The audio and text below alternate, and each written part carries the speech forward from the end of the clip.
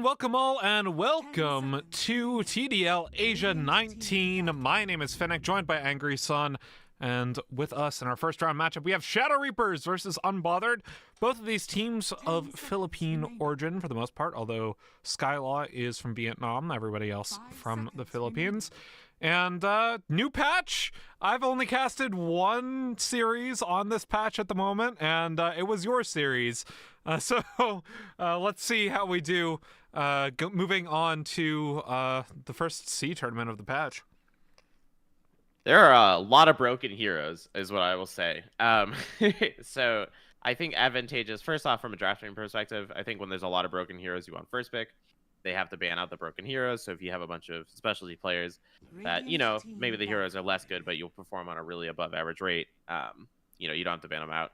Oracle, not one of those, at least from my experience, but, you know, maybe being able to tell the runes is better than I think. Or the other facet, which off the top of my head, I cannot remember, but I've got a handy dandy patch note sheet here. The other one is, oh, it's more damage, isn't it? Isn't it like spell amp damage? Yeah.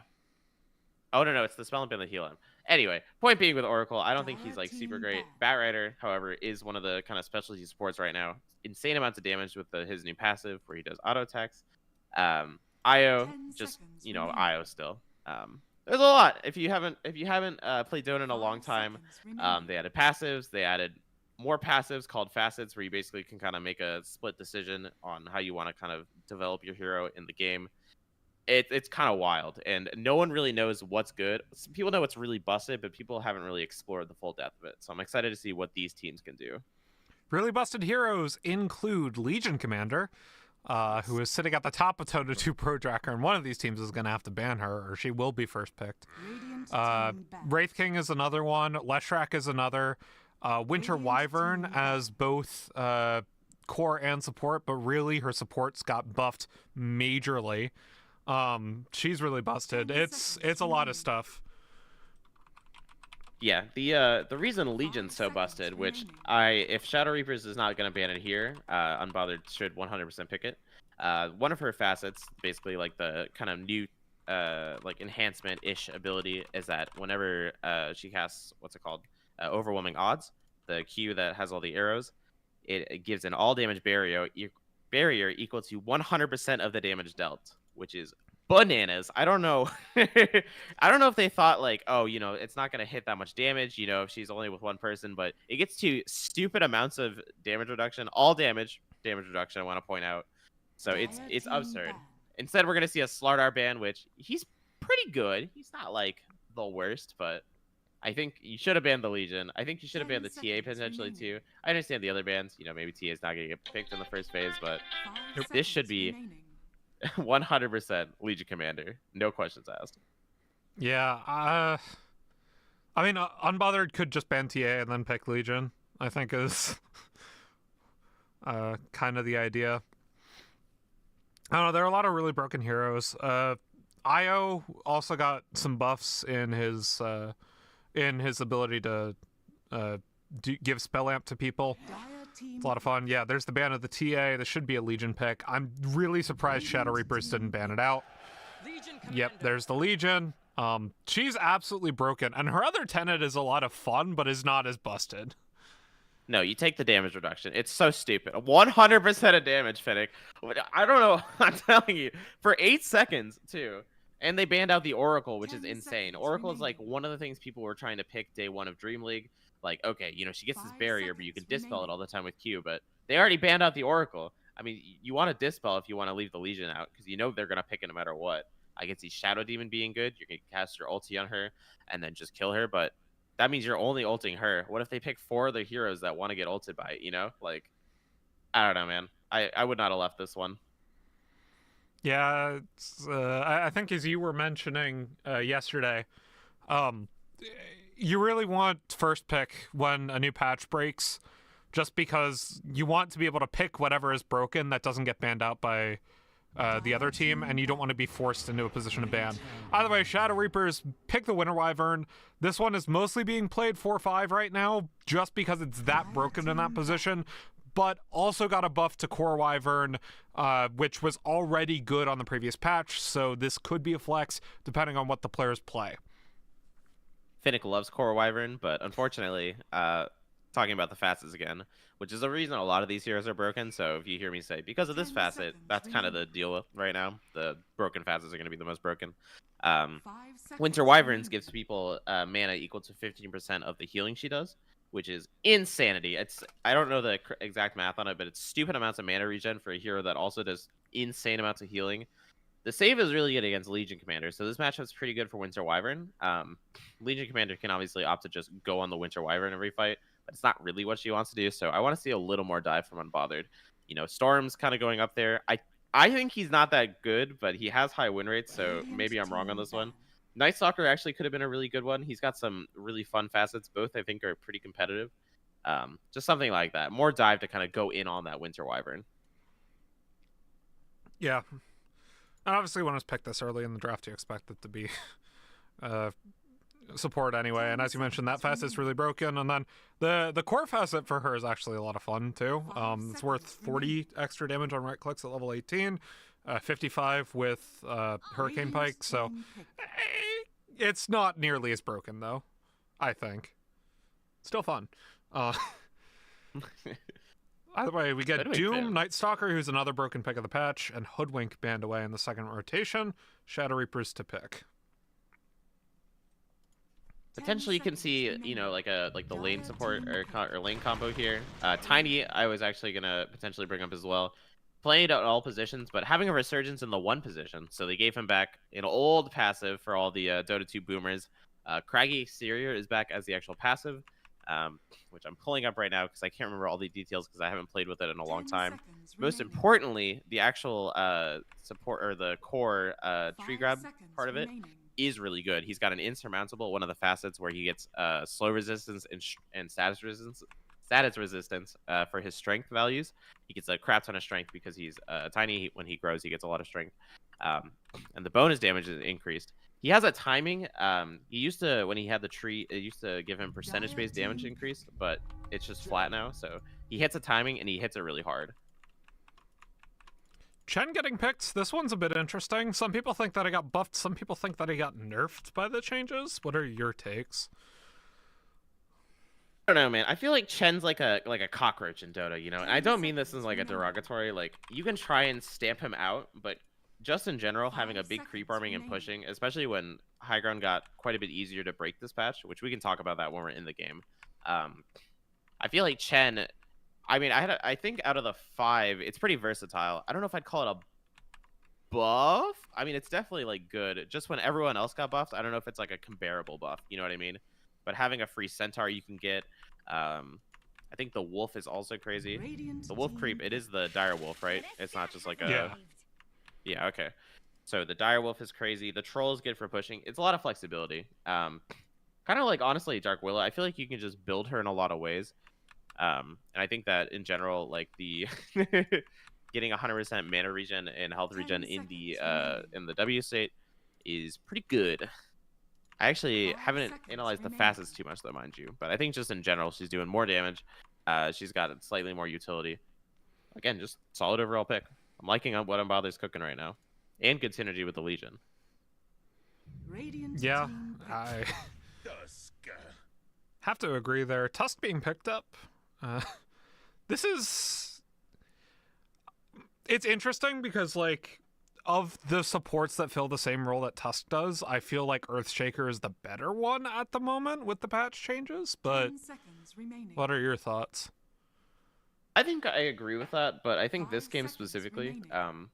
I think what Shadow Reapers is trying to do is they're trying to make Duel basically useless, right? Dire team So pick. they've got Avalanche to kind of throw at her. They've got Zeus now to kind of dump the damage in and kill the Legion Commander if she gets a duel off, and they've got 2 saves, right? So there's no possible way she can duel one unless like one of them is dead, preoccupied, right? That's why I was saying you want to potentially get more dive heroes as well. But the clash of ideas here this game is 10 going to be, seconds is remaining. Legion Commander so broken with that facet that you can just play her as a non-duel bot, just 5 run in, hit seconds Q, remaining. soak a bunch of damage, and then get a duel when it's or like when it's opportune? Not sure. I thought Zeus, just as a side tangent, was really bad initially. I saw the changes. I was like, I think this hero's dead. He's still posting insane win rates, so I think I'm wrong on that one. Doesn't do as much damage, but he already did insane amounts earlier, so I think it doesn't quite matter if that makes sense. This hero still does what he does: buys Manta, buys Shard, and right clicks you down. Yeah, I'm in agreement on that one too. It's a bit interesting because I've seen it in a couple of my games, and it hasn't felt, I think, as oppressive as it was last patch, but I think a lot of that just boils down to people are still doing the same build as they did last patch for the most part, where you can synergize a little bit better with some of his new abilities and his new passive, instead of going this kind of like NIMBY style of build that was really, really effective last patch. Yeah, for sure. And some people, it's kind of a testament to how broken it was earlier. Some people are still going that. So going the Manta because it's so good, and then still going the Ags, the Octarine, the Refresher, all that good stuff. 10 seconds One remaining. hero that I'm fairly certain is dead, and I'm not quite sure 5 seconds why remaining. they picked it. I mean, they want to dive, right? And it's probably comfort. But Pangolier is a hero that I thought would die, especially with all these changes. And win rates, now win rates aren't everything, of course, but win rates would suggest that he is Radiant definitely team in the ban. dirt, which is very nice. Very happy about that one. I don't know, man. Don't you like I playing don't really. Pango? It's been 3 years of Pango. I like Pango, but I'm sick of doing the same thing. He hasn't changed. He plays the same way. He rolls in. Buys the Ags. He has a bunch of 10 swashbuckle strikes. seconds remaining. I don't know. Dire team I'm interested to see which one he takes. I feel like double jump could be really good, just because he gets double. If he gets the Ags, he gets double. Double procs of it. But even still, like, I don't know. You got to get there. The roll itself does less damage because it does 100% total attack damage now. A lot of the talents got kind of shifted around. 10 The seconds swashbuckle is a lot remaining. worse. It's got a cast point and it has a lot worse slash range. Dire team pick. Just doesn't feel good. I'm trying to think what position 3 Shadow Reapers would pick here. Probably, if he plays it, Lesh is still available. I think is very strong, both as 2 and 10 3. seconds remaining. And they ain't a whole lot that Unbothered can do 5 seconds against remaining. that this game. Radiant team pick. Oh, I mean, where's a one? okay. All right. This is the fun game because there's all these heroes that I wasn't anticipating seeing. So Muerta got she can just attack ethereal units all the time, and she got, I think, the cool ones, the Ofrenda, so she can put an altar somewhere, and then 10 seconds when she remaining. respawns, she'll respawn at the altar, so she can get on the map quicker. I think that's pretty cool. 5 seconds To your point remaining. about Shadow Reapers, I think they need like a big team fighter kind of 3. That's why I think the Mars and Tidehunter band are pretty good. They need someone who's gonna like kind of throw their body in and potentially cast a big ulti. Unfortunately, they've banned 3 of the better ones here. Maybe just Axe. It's not like a big ulti, but it's a big kind of like AoE stun that I think they could use and kind of a frontliner. I think And Axe Axe could be pretty good. Yep, there it is. Choose Boom. your hero. All right. So we've got on one hand what I think is the most broken hero of the patch in Legion Commander. But they have 2 saves, and they picked this Pango hero, which I think is completely trash. And I think it is Tiny Carry, I'm pretty sure. That would be my guess. Taking the Crash Landing, which is interesting. I mean, that one is good. I don't know, man. So looking at positions, this is Tiny Carry. DGZ's on Axe, that's offlane, and then Vizus. Yeah. Oh yeah, nothing weird. Although their 4 player is listed as Kana on the Wikipedia page, so maybe it's a 4 Wyvern instead of a 5 Wyvern, but I doubt it because of the Tusk. So I think that just might be a little bit of a misplace on the Wikipedia page. Shout out that, or shout out Dota. Sometimes Dota gets it wrong too. I think I'm gonna slightly lean towards Shadow Reapers. I feel like this Pango here is really what's catching me off. Although it has Swarm listed as the 3, and if it's 3 Pango and not mid and like mid Muerta or mid Legion Commander, I mean I could see it happening. I don't know. I just kind of like the Zeus. I think Zeus is still really good. He's gonna pump out a lot of damage. They don't really have that much tankiness besides Legion Commander on the team. And then conversely, I think Axe is really good, and that's kind of a good answer to a lot of this aggression coming out from the Unbothered squad. And they have the Winter's Curse as a fallback as well, if a lot of people kind of group up against them. Yeah, I think I don't want to bet against the Legion is the problem, right? Like, Fair. because the hero is just so broken. But at the same time, 2 saves against it. 2 saves against it. Prepare for battle. 2.5. You want to count Axe Call? Yeah, I wouldn't you count could it count out. necessarily. But like that's the thing is like, because Axe calls you, then what? They've got. I guess my only concern is like the burst damage to go through. You really only have the Zeus and I guess the Culling Blade from the Axe, which is like less good. Smoke on smoke action to start out the game. Or to unable to get the rebound. I'm laughing because everyone but Tiny is there. Classic position. Position 1, just getting the getting the Watcher, standing under tower. Tosk potentially getting the wraparound here, but most likely going to be 2 apiece. I'm trying to figure out the best facet to highlight. Probably the Chen one at the moment. So he's got the Hellbear. So he wants the attack speed aura for his team. It's a really big aura. It's like a 1200. It is a 1200 radius aura, which is kind of insane. And they do a lot of right clicking, so I like it a lot. I know not a lot about Chen, admittedly, so I can't tell you if this is the best one to choose, or if maybe the Troll one would have been better, although they have a lot of wave clear. I think the Centaur one could always be good, but I think valuing the attack speed this game. Yep. And Actually goes up in levels too. That's pretty gross. Okay. Yeah, Legion went for the broken one with the overwhelming odds. The battle begins. Swarm. Rolling Thunder movement and turn speed increased, but duration is decreased. I'm not sure about this facet, TBH.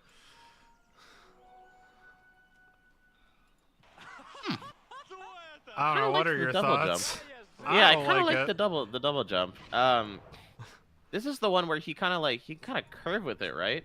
He kind of do like a curved one. He's definitely like just aiming to get on this Zeus. I feel like there's no way Zeus can run away with it. So maybe that's the way to play this hero, is you just play for a really good Rolling Thunder, even if it's less. Sometimes you have like downtime of the Rolling Thunder back on the old one where like you're rolling for 12 seconds, but 4 of it is just kind of held up anyway, so it's faster. You don't really care about the 4 seconds lost. On the other hand, though, like I don't know what you do on Pango. I feel like this hero, like with these Q nerfs are insane. They really went hard on him, thankfully, because he's been meta for 3 years. So I'm curious to see how they kind of implement it. Well, I mean, Quinn will still play him. That is, I mean, even if Quinn flames him for not being a real hero, as it were, probably would still play it. He has not played it on the new patch, admittedly. He has played a lot of Void Spirit, which he flamed Void Spirit as well. Just a fun little thing to see. I want to, I guess, highlight next this. If you all played Dota, when was it? 2022 was Tiny Carry. Was it 2023? It was like a year or 2 ago. Well, it was the year Team Spirit won TI. So first time, which would have been 2022. Okay. Because would have been 22. No, it'd be 2021. Because it was Spirit Tundra Spirit, right? So. Yeah. So it would have been 2021 because that was when you had Lycan Tiny being meta, but then Team Spirit didn't pick it at all because they just picked Collapse Magnus. And Collapse Magnus won. Yeah, that sounds right. The point coming out from all this is that he's back. So he gets damage reduction if he keeps getting attacked. And Especially, it's really good against fast attacks, so if he gets attacked a lot, it gets a lot more damage reduction. Pretty good against the Legion in lane, for an example, because of the press the attack. Sorry, Moment of Courage. But more importantly, again, all these shard buffs and these in general tree grab buffs, he's able to. Oh, and most importantly, the actual attack speed reduction is reduced by quite a bit, and he has a talent to actually get rid of the attack speed reduction. You can see in his quick buy, he's going straight Moon Shard, which is what he used to do in 2021, into the Shard. So really just trying to get the Shard, farm really fast, hit his timing, and just run down people. Yeah. Kana in trouble. Gets caught in a Brandnel maze and goes down despite being under tower. Bit unfortunate for the Winter Wyvern, but as you see, actually went 1-1-0 instead of 1-0-1 to start off. As APM finds man topside. Might get Todd 28 as well. Blood Grenade out. Able to get a stick off. DGZ. Continuing to fight under tower, but decides against it. Doesn't really battle hunger. Call. And down goes Todd. I really like this. On that. Oh, damn. Shard's close. I really like the axe into the Chen. I think that's a really cool solution. The thing that's, I don't want to call it lame. I was kind of hoping Tusk would take the other facet. So he gets 2 abilities, which is the 2 facets you can choose.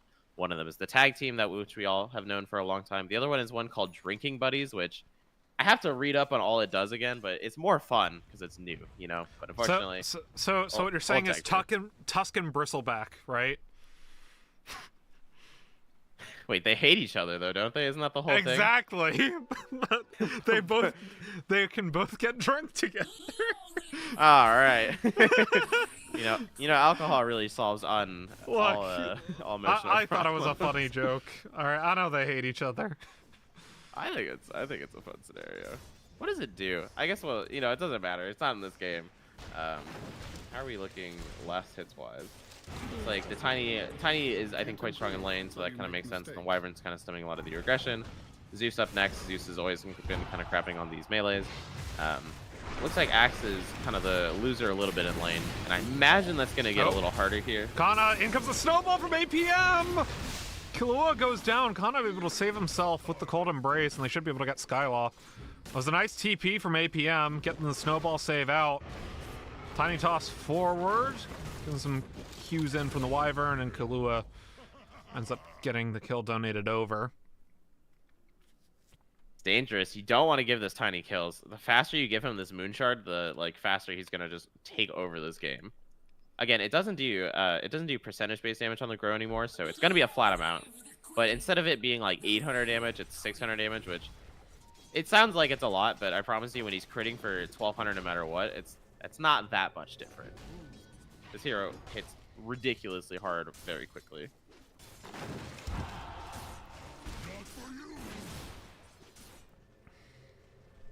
I also want to shout out the 117 barrier Legion got for hitting one hero with her Q. Well done. It's kind of stupid. Yeah.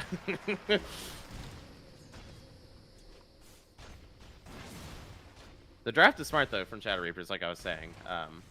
They did a really good job kind of trying to draft around it here, and Tusk making these early moves is kind of stemming a lot of the Chen aggression that could come out. Now that being said, Chen's making his way mid. They're fighting for 6-minute runes right now. Both supports here. Bot side. Unfortunate for the Zeus. Air rune feels pretty nice for the Pango right now. Grows in 28-2 to the Zeus 38-4. It's really the only major lane lead the entire way around. This is Pango into Zeus. I don't understand opting into the pick, and we saw a V ulti into security kill on a man top side. Oh, he actually took the Divine Rampage. That's really interesting. So I thought Divine Rampage was pretty trash. I was talking about it a little bit before, because you can kind of dodge it if you're fast like these players are. You can buy Yules, and if you're the highest health hero, you should be able to do it.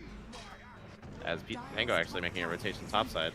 And the Rolling Thunder stopped by the shards from APM though. Will end up sacrificing himself as the Axe was able to TP away to safety. So 2 kills for 1 topside doesn't really go that well for Unbothered. Radiant are scared. Did you see how fast that roll was, though? That was kind of crazy. This, you might be cooking a little bit here. I mean, to be fair, Shadow Reapers were seeded 9th to, I believe, the 16th seed for Unbothered. So, you know, it is a bit of a mismatch in terms of MMR and previous tournament experience and stuff like that. So, perhaps even with the broken hero, they're just not quite as ready for the team play coming in from Shadow Reapers at the moment. Because it seems like these lanes are pretty much all being won for Shadow Reapers. Or even, at least. Yeah, they definitely need to break up the kind of lane parity and try to make some aggressive moves. They're sending 3 people mid for the Zeus. Swashbuckle, stopped by the leap. Skylaw's here. Doesn't get the Bramble Maze. Got a DD rune for Swarm. Nightman moves. Kana is around.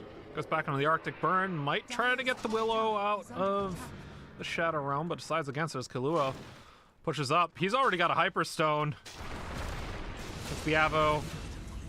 Thunder God's Wrath, and Kahlua ends up getting the toss out on the Swarm. No, Axe, don't do it to him. It's just a Chen. He's just a boy. Oh. We Yeah, didn't really man's talk 2 about whole this. levels down on DGZ.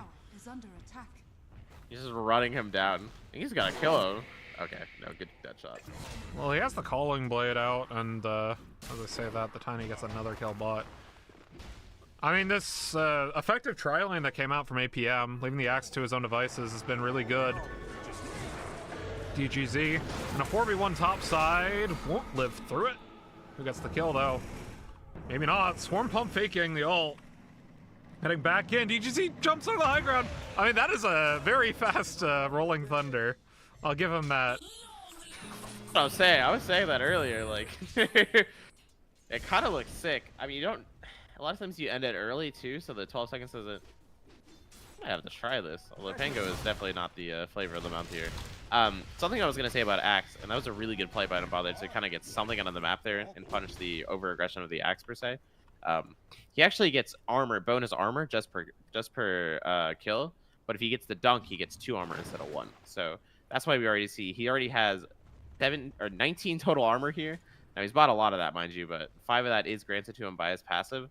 This man, they've got a lot of heroes that if they get the snowball, they kind of take over the game. And it looks like all the heroes that can do that, basically the 3 cores are the top 3 highest net worth, and by a lot too. So I am very scared for Unbothered here in the next 10 minutes.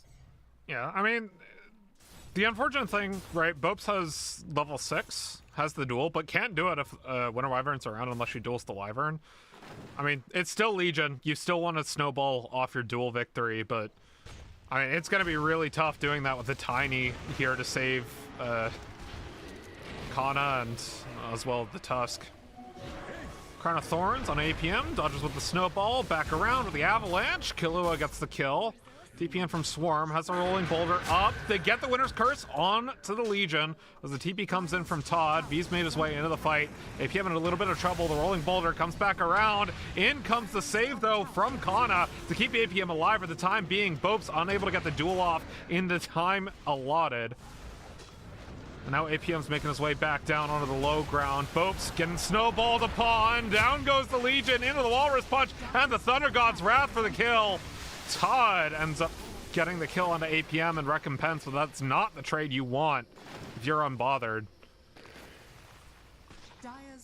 You know, the team play coming out from Shadow Reapers is definitely taking in full effect. But more than anything, too, they're just kind of at a quite a big net worth experience, or net worth advantage, right?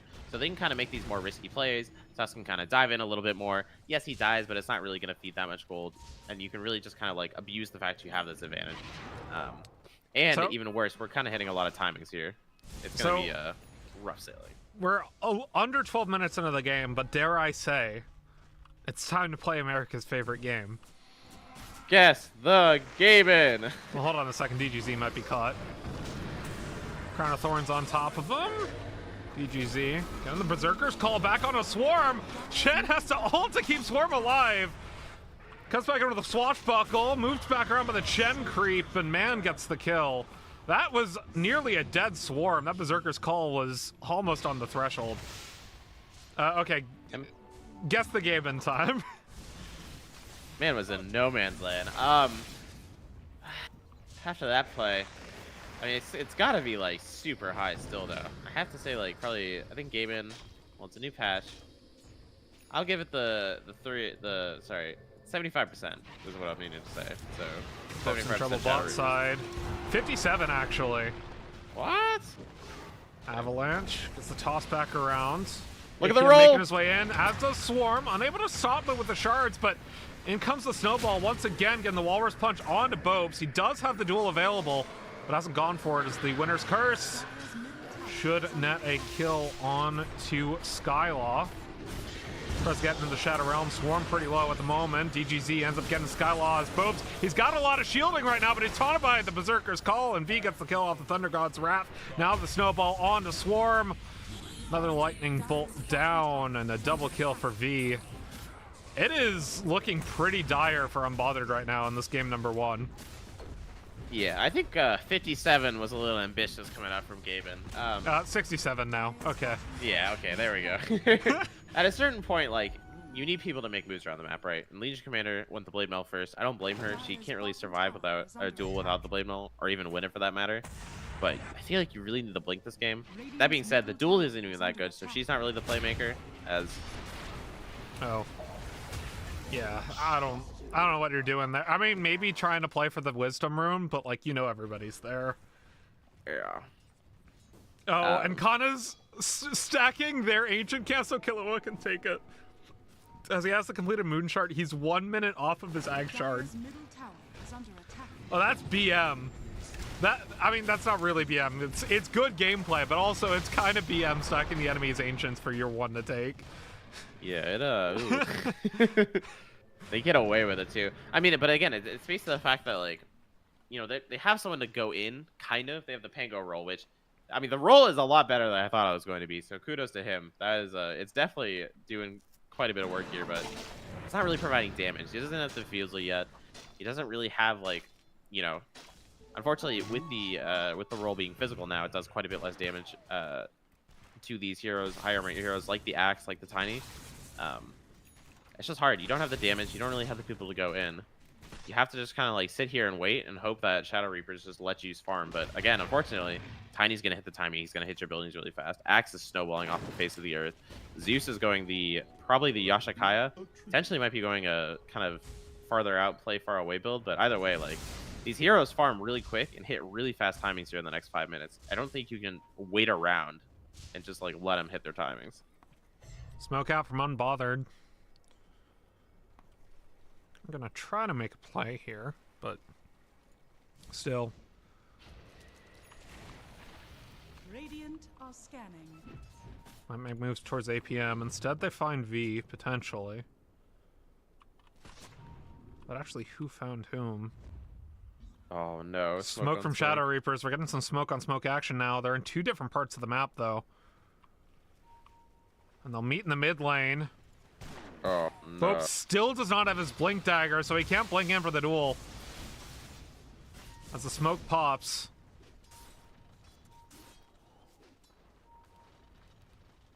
Ends up being no fight. DGZ, though. I mean, he's got the Blink Call available. He's 4 levels up on Bopes.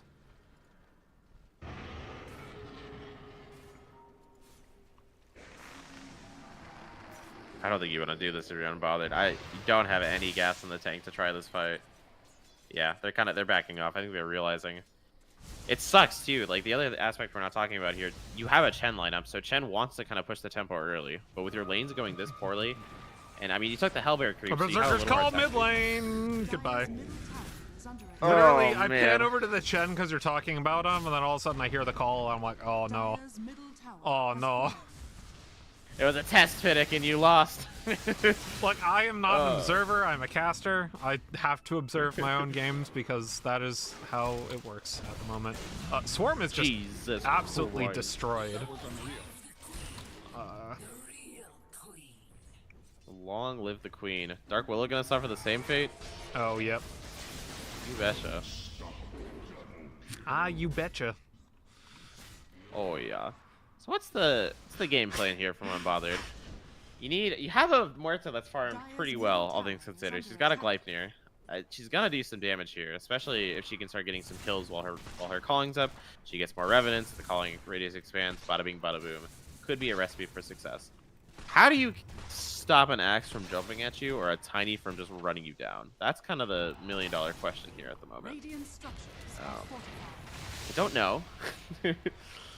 But maybe Oh my gosh. the Zeus hero does damage really too. So there's like you have like a three-pronged kind of attack coming out.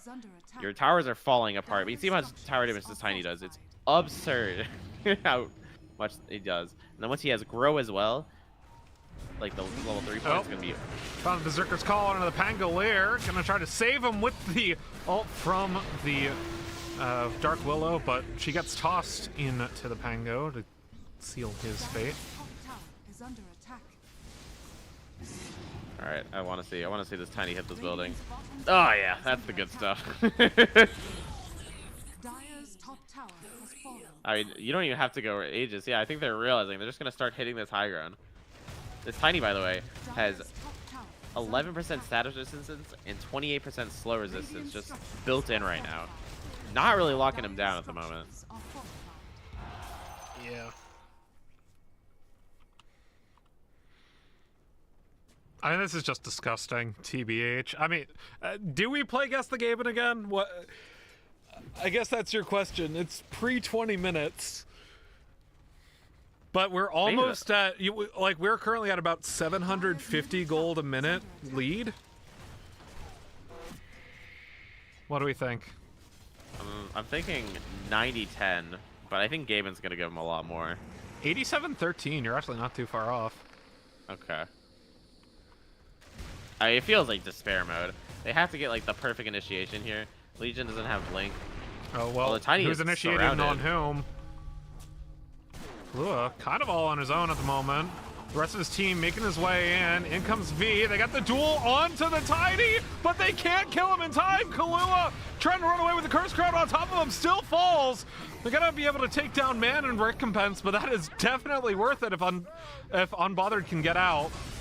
But that's the big if, and in comes the Thunder God's Decree. Bopes goes down, as does Swarm. Radiant are scanning. And DGZ finds Todd. Culling Blade for the kill. I mean, you got the Tiny, but you lose 4. That is... Oh, that hurts. And funny enough, even after that, the gold is still pretty even. Only a 600 gold swing in the way of Shadow Reapers. I mean, the good thing about that kill is that it does stop the tower aggression. Now, mind you, Tiny's going to be up in 10 seconds. And he's probably going to realize he can't do that anymore. He was kind of making a wild play. I imagine the next play is going to be Aegis, and then just kind of run it down after. I don't really know what they do if Tiny has an Aegis hitting your buildings. Not quite sure how you stop that one, I'm going to be honest.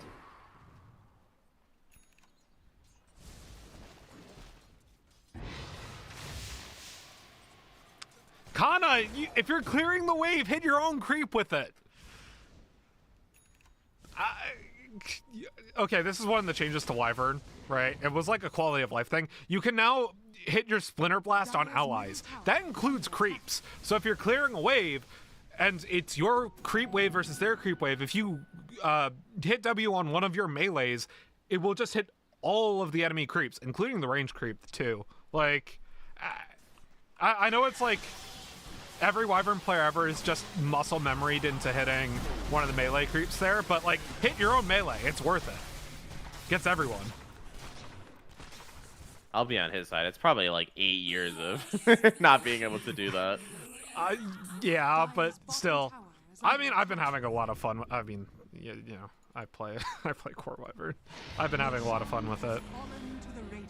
Very good hero. I mean, we're seeing it here too. Like, the other kind of flip side of the Wyvern pick, like the amount of mana she's been giving her allies. She doesn't have to cast E that much, mind you, so it's not like blowing anything out of the water, but I'm telling you, like, she took the 10 talent, yeah, so Again, I don't know the exact numbers, but it's stupid amount of mana regen. It's a crazy amount of healing. And they let's see if Zeus finds the DD rune to kind of what I imagine is put the nail in the coffin here of Unbothered with this tiny high ground push. Oh, he finds it. You might want to give it to Tiny. No, it decides to bundle it up. Dire's bottom tower has fallen. Okay, it's interesting. So he's going like a spellcaster, which is why he doesn't want the live wire. He's going the Octarine build into the Yashakaya. Now, a cool thing about this change is that Yashakaya increases your cast animation, so it makes all your spells cast 25% faster, I believe. It's pretty good with a lot of the Zeus spells, especially Thunder God's Wrath and Lightning Bolt. And it's kind of the only Kaya upgrade worth, I think, on this hero nowadays. Well, they've got the Aegis. In comes Bopes, blinks in. Plus the Berserker's called out from DGZ. Bopes now caught in the shards. In comes the Pango, though. Connects the Master Sons with the Winter's Curse. Stops the fight in its tracks. Kahlua gonna be saved in the meantime by the Winter Wyvern as finally the Legion falls. Kahlua goes into the Aegis. Ultimate still available for most of Shadow Reapers, though, as he moves back in. Gonna be silenced up with the Muerta. In comes the Blink back up onto the high ground. In comes the Thunder God's Wrath. Holy. Down goes the Muerta. It's being 2 cores for support in favor of Shadow Reapers. They're gonna continue to push up onto the high ground with no buybacks available from Unbothered. They're smoked up. They already used Pango Roll, though. Maybe if they can get like a good initiation onto the Zeus, potentially throw the Bedlam on the Pango. Pango goes in. Legion's back up now, though, so she's got the Blink Dagger with the duel. They're backing off. I think that's fair. Honestly, if Shadow Reapers just like had 5 there at any point, like at the beginning of that, I should say, I feel like that would have gone a lot better. They're punishing the kind of greed, I should say, of them. It might catch out the Tusk here too. It's a good catch, but Winter Wyvern's there with the save.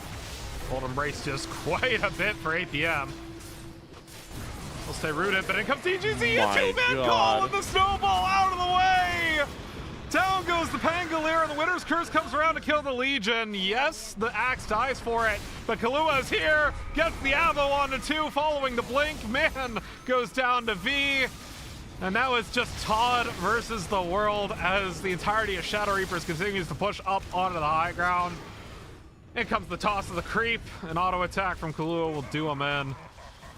Have buybacks on 2, but I do not think they can stop much more of this push. I mean, look how fast. Tiny hit level 4, or level 3 in the Grow now, and he's got the Chrysalis, so he's 400 damage auto attacks. That deals bonus building damage as well. It's insanity how fast it is. This was the power of Tiny 3 years ago. You lose one team fight, and you just lose your entire base. Yeah. High ground is definitely a lot easier to take when you have this big boy attacking you, that's for sure. Blink up on the Swarm. Thunder God's Wrath for the kill.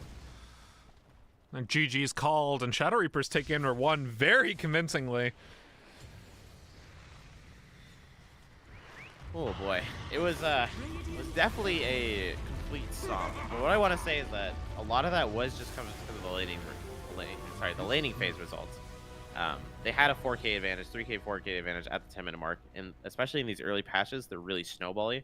I think if Unbothered can kind of fix that in game 2, you know, maybe pick the Chen, maybe pick a stronger safe laner to go with it, potentially kind of snowball after that. I mean, we could have a series here. I wouldn't write off Unbothered right away after this performance. Well, with that, we're going to take a quick break. When we return, game number 2, Shadow Reapers versus Unbothered.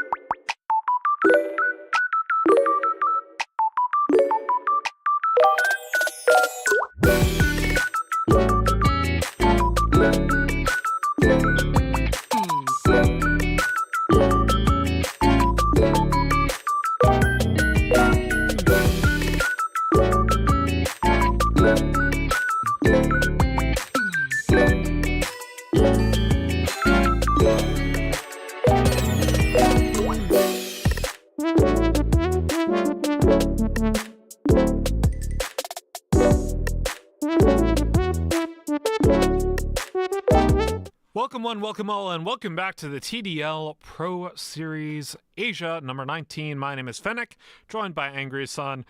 We are ready to go. Game number 2, Shadow Reapers versus Unbothered. Shadow Reapers taking a decisive game number 1.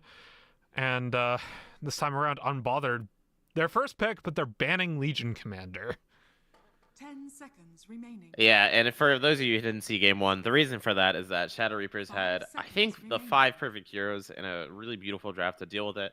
They had Tusk, they had Winter Wyvern, they had Tiny, They had all the kind of tools to both save it and then also kind of kill it after the fact. Zeus as well to dump damage into it, so makes a lot of sense that Unbothered would have to ban it, and I think is a really big advantage. I think a smart tiny ban coming out of them too, just because they know Unbothered, after seeing the kind of impressive tiny performance, probably want to get their hands on it. So Unbothered could potentially look for some of those other broken heroes. I think TA is incredibly busted, so I'd like to see one of those teams kind of look towards it. Slardar Band, which is some of that minus armor you typically see with it, but could still be really good with other picks like maybe Dazzle, although Dazzle's not really that good. Something like that. I feel like TA has a lot of untapped potential that I would like to see, I guess, Unbothered try and tap it into here. Lashrak as well is really good, but I think with the IO is when you really want it. I mean, it's even good without the IO though. Like that's the thing, and it can be played 2 or 3.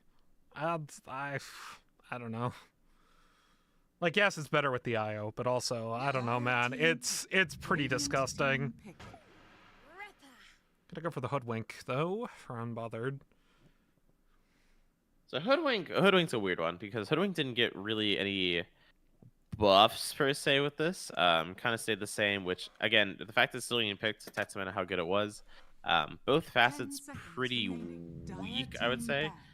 You have to take the Scurry Active one. The Go Nuts, sorry, to get the old, basically, Scurry Active. And I actually do really like the Oracle into it. I always thought save into Hoodwink is pretty good. You can't dispel the W necessarily, but you can always cut the tree down. And Oracle in general has a lot more healing because of the way they changed, what's it called? Purifying Flames. It's not necessarily more, but the fact that it ticks faster, like, it's more. Does that make sense? Like, it applies faster, therefore if you need it like in the moment, it's a lot better. Yeah. No, he's gonna take the facet with the 2 runes, right? With the runes. Yeah. So I was wrong earlier. So he always has that. That's just his passive. Okay. You can choose between more spell amp or more heal amp per level, per hero level. That makes more sense. Yeah, for sure. Which I imagine he takes the heal. I don't know if you need the spell amp necessarily, especially we'll see some other picks. I guess you could just draft and see, right? If you need more healing versus need more damage potentially. Either way, they're gonna go with one of the best Oracle pairings, I would say, kind of like an Iro Gyro, except it's Oracle Gyro. You false promise him, and then he hits the Satanic button and heals for stupid amounts of damage, or stupid amounts of healing, excuse me. And can still be flexed too if it ends up being a really bad gyro game. Let's say they pick like Wind Ranger. TA I think is pretty good against the gyro, something like that. You could always kind of put it to support still. Do they know what patch we're on? I think DK is kind of cooking. That's my little like. I don't know if that's a hot take. No, it's done. It's done, man. As a DK player, I just no. So I think which facet do you think is cooking? That's my question for you.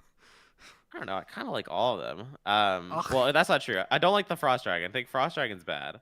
But I've seen threes take the corrosive, and it's quite a bit of Tower push. Yeah. Tower push, yeah. And I've also seen carry DKs with the fire passive with the cleave. See, he just gets like an inbuilt cleave, you know what I mean? That's what I was expecting was the idea. Right? That's what I was expecting you to say, but at the same time, you don't get all of it anymore. And your Ags is basically useless now outside of the free pathing, right? Yeah, that's true. I mean, when he ults at level 3, he gets 100 extra damage as well. It's a good tower push with the Chen, I will say as well. Just because, yes, he does it. If he goes poison, it's good push because he gets the minus armor and all the creeps that hit. So you can go the troll one, the troll little buddy, and then try and just get an early game lineup. Alternatively, you could just take the fire one as a carry, just deal more damage with it. Yeah, I think he's kind of cool. I don't know if he's like that good, but I kind of like the idea with the Chen. Unfortunately, I think the Earthshaker shuts a lot of that down, and I think Zeus is pretty good into that too. Especially as Finnick was saying, no magic resistance. Like you don't want to go the Ags necessarily. It's rough. Yeah, well, the other thing is, didn't get to talk about the Earthshaker that much because other than that in relation to the Tusk, which 10 is Earthshaker seconds now plays remaining. baseball. I don't know if he's gonna take the baseball one, but I kind of hope he does. It's called Slugger too. For those unaware, if he kills an enemy, it basically sends them flying, and then anyone that gets hit by it, it deals their max health to them, 5% of their max health to them. It is incredibly funny. Is it good? It's fun. It's The fun on more Core Earthshaker. I actually do need to put that on my list. Speaking of which, but the more reliable, boring one is it's called Tectonic Buildup. He gets 50 increased radius every 10 hero levels. Boo, boring, boo.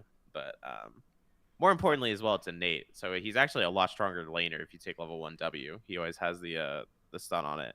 It's a half-second stun, but it's free. You know what I mean? Like it's kind of crazy. I mean, that AoE is what makes Leshrac broken right now, right? So Yeah, but I think Leshrac AoE, like his spells being a bigger AoE is a lot better than Aftershock. You know what I mean? Like yeah, fair it's enough. like it's aight. I want to It's see not him take. exciting, I it's want kinda to see him take Slugger. Come on. God, could you imagine the mid Earthshaker from downtown sluggering the let's say the Drow Ranger into the Chen and Hoodwink? They've all 3 die. What a dream. God, it's so fun. I love Dota sometimes. This is why I love this patch too. Like this insane facets. This isn't a mid Earthshaker, obviously, with the Zeus being picked, because Zeus 4 kind of trolling right now. Not gonna lie, 5 but seconds remaining. it would be really funny if it were. I want my dreams to happen. We're gonna see an Axe Band from Unbothered. That was the 5th hero I was trying my best to remember. But he was very kind of essential to starting the snowball for Shadow Reapers, so it makes a lot of sense to ban that. 10 seconds remaining. Don't know what you're banning necessarily for your Shadow Reapers. 5 I think seconds potentially remaining. similar idea. I think Unbothered. Well, they were really lacking a lot of team fight, right? So when they're the Pango roll is not good enough. Like if they're trying to start a snowball, I feel like they need some AoE. Now that being said, they think Pickoff is good, so they want to ban the Storm Spirit. Notoriously is like one of the best matchups into Zeus, so I kind of understand that. But I would like to see some like big AoE hero potentially get 10 get seconds remaining. banned, especially with Leshrac. DK. I mean, he could still go mid. Yeah, Leshrac could be good 5 here, for seconds example. remaining. Well, you're saying big AoE mid. That's the biggest AoE mid now. Have you He seen is a how big massive boy. his Q gets? Yeah, I've played that. I've played it with how massive it is. With the Bloodstone especially, it's Oh my gosh. it's pretty good. I like Zeus into it though, that being said, and I kinda like Gyro into the Lesh. I don't know. Do they really want to Lesh? Good mean, with the lineup. TA is Dire available, team back. right? So they could just pick TA. Ooh, Coddle, interesting. I don't think Coddle's that good. Where's Dire Coddle team sitting at pick. right now? Primal Beast ban. No, you Cool. love yourself some Primal Beast, but you took the opposite facet of the one that I thought you were going to take last night. So explain to me which facet is better for which situation. I think the AoE is 10 better every seconds situation, remaining. unfortunately. Because it's like 4% of movement speed, because movement speed values aren't that high, it's not that good. Oh, that's another hero we actually drafted last night. Speaking of which, good old Centaur Warrunner. He hasn't changed that much, but he has a really funny facet where he doesn't have to buy boots, and he just gets faster if he has more strength. And one of his innate passive is he just gets more. Is it more strength or more health? It's one of those two 5 every seconds remaining. 120 seconds. So this man gets really tanky. They did pick Centaur into Zeus, specifically Zeus. Sorry, Zeus mid. So he's going to be able to kind of pump out the damage on him. Now the static field values are a lot less, so that matchup is not as bad, but it's something to keep in mind. I mean, if they have 4 seconds left. I mean, who do you even pick mid here? Leshrac is my guess. Gonna be You may Darkseer. now select your heroes. Okay. You are... No, it's Darkseer 3. Oh, that's right, because I already had a mid. They were picking a 3. I'm so dumb. I'm so sorry. I completely goofed. No, I'm like, no. who? They're picking a mid. Didn't realize they had Zeus. They're picking a 3. So Darkseer, you also played this one last night. I think this hero is low-key busted. And I think this team comp is very good. It kind of gives you a little bit of everything. You've got the good tower push with the gyrocopter, a lot of AoE damage, and just damage in general with the Earthshaker, the vacuum combos you can do, the gyrocopter. I like Darkseer gyrocopter a lot. You vacuum people into a nice little circle. Gyrocopter hits flat cannon, hits everybody in that circle. Bada bing, bada boom. You can also echo on top of that, and you've got save with the Oracle. I think if Unbothered can fix what happened in the laning phase, they've got a good chance here. Swarm was the mid, so he's. I want to see what he goes. If he goes the poison, which I imagine he's got He the went frost right frost. now. Ah, I mean, okay. they're letting it into the Zeus, so I kinda get it, maybe? What else does the frost do again? I kind of just wrote off the frost one, so maybe I mean, all health. same. So health restoration reduced. Okay, yeah. So they get it's innate. It's like an innate Scotty, right? It's like the old frost one. That makes sense. So it's an innate Scotty, lower attack speed and lower movement speed. It's like the utility option. And it splashes, or the effect splashes. He actually doesn't cleave at all. I don't know. Did he stick with frost? No, he went poison. Okay, so he's got the corrosive, the one I thought he would take. So they're gonna have a good timing if they can do well in the lanes. And I think DK Drow is pretty good. They just can't lose lanes, especially with the Drow comp into a lot of heroes that can get on top of Drow, specifically Darkseer with Vacuum and the Punch and Earthshaker. And we might see a little bit of a glimpse of that, but unfortunately, both people just kind of steer far away from one another. Sad Smoke on times. smoke action. Ships passing in the night, potentially, but... Actually, Circle's going out. They know what happened. Shadow Reapers are ready for this. 30 seconds to battle. Here we Move go. up on the high ground goes Todd. They're not going to show yet. Oh, he's sending poor Jerry up the high scouting with ground. a satyr. Oh, smart move by Todd 28. The jig is up. The news is out. They finally found them. The mystery is revealed. What's the TA line? It's like something like that, right? The battle good fissure. begins. Still ends up being 2 runes apiece. So, why do we think he took the Satyr this game? Again, my Chen knowledge is quite limited. The Satyr obviously has the... This is the one with the Dispel, correct? It's not the Mana Break one? We can see actually right now. It is the Mana Burn one. Okay. This one is annoying. Alright, I understand it. No more questions. Goodness, you can't improve. That's an easy until E you make song. mistakes. That was easy E, right? Am I... I actually don't have that much 90s hip-hop reference. That's a little bit of a blind spot in my listening. Well, it's on the GTA soundtrack. I also didn't play much GTA. You've asked the wrong That person. was easy E. unfortunately. All right, yeah. No, it's on the GTA 5 soundtrack as well. Oh, nice. Are you excited for GTA 6, or is it like like...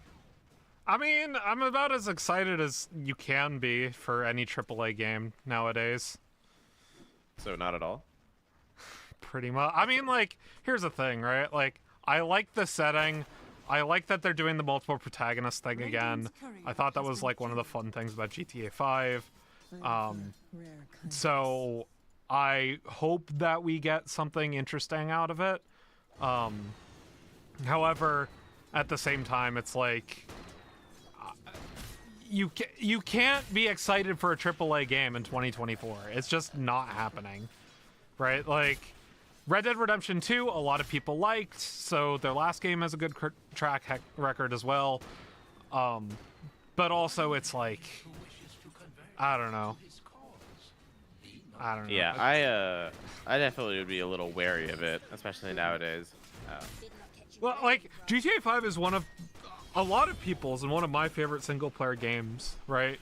Because the campaign is really good. It's a lot of fun. There's a lot of, like, variety in it. And obviously, like, It's a very mechanically fun game, generally speaking, and the characters are not likable because they're not supposed to be likable, but they're definitely fun. So, I don't know. It's just been so long since we've gotten a new GTA game.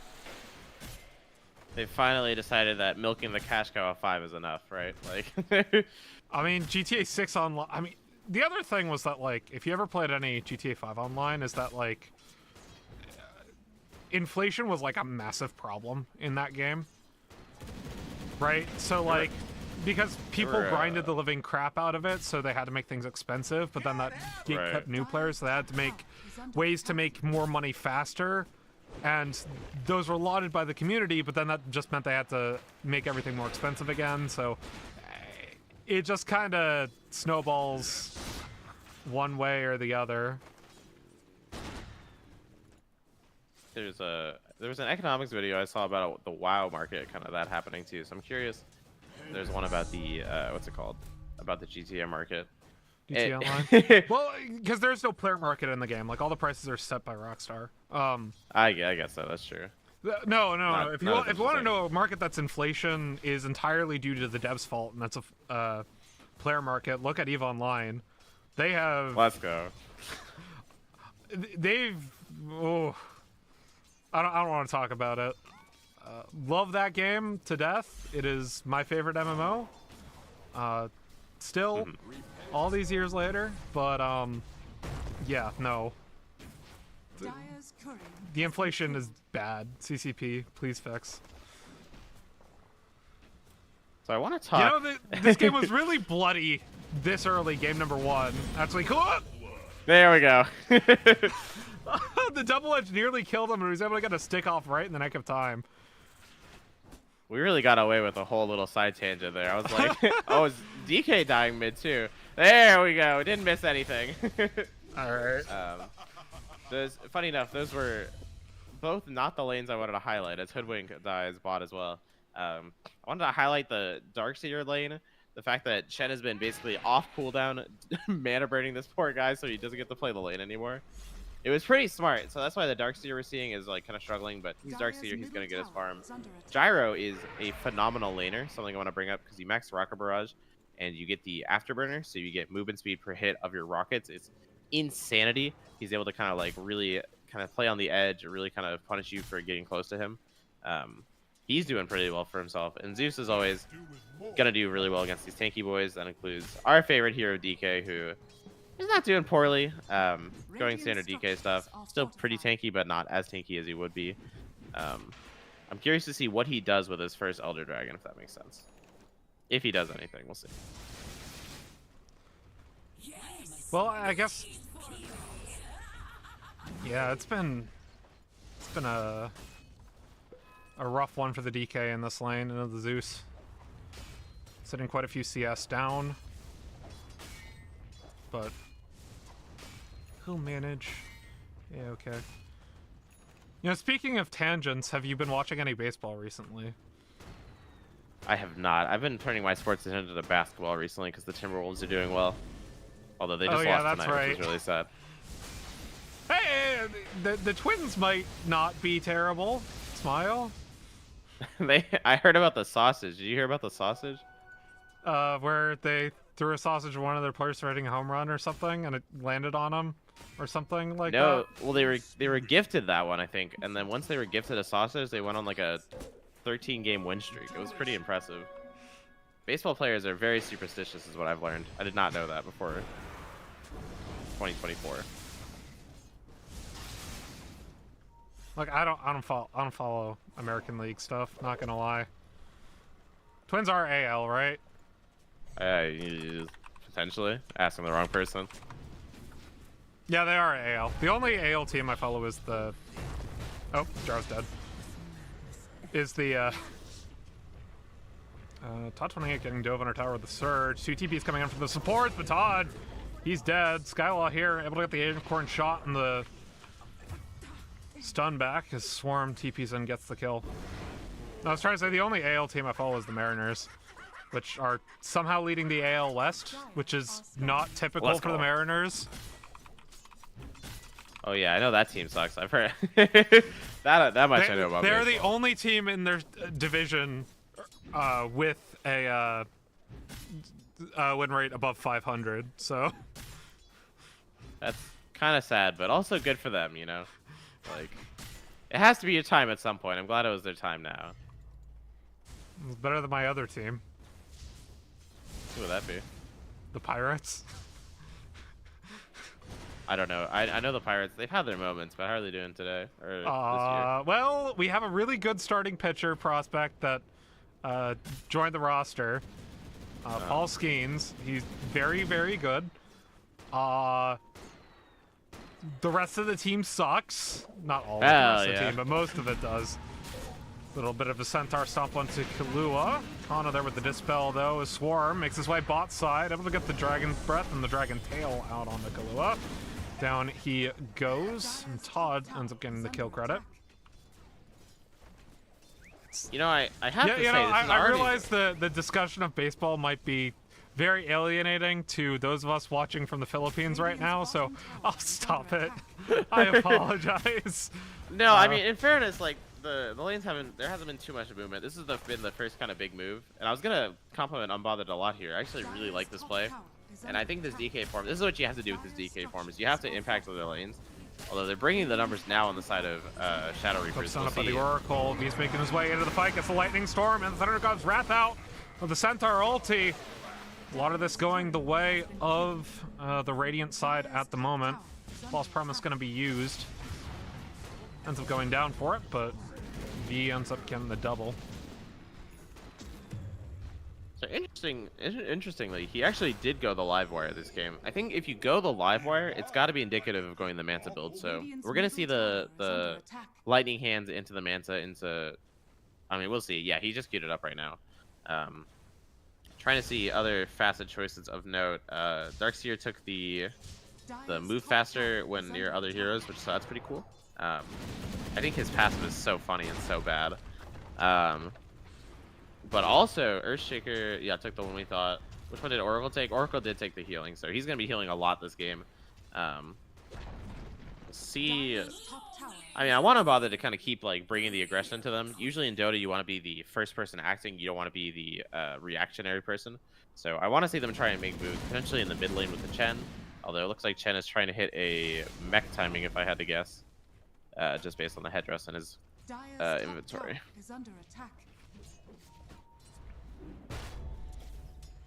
So even the first tower going over to Unbothered, I haven't really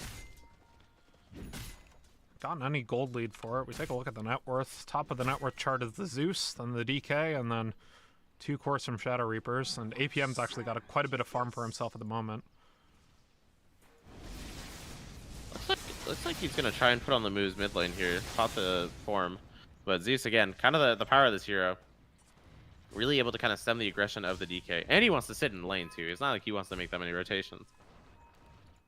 As speaking of rotations, potential Darkseer move? On a man top side, but instead they're gonna look for Todd.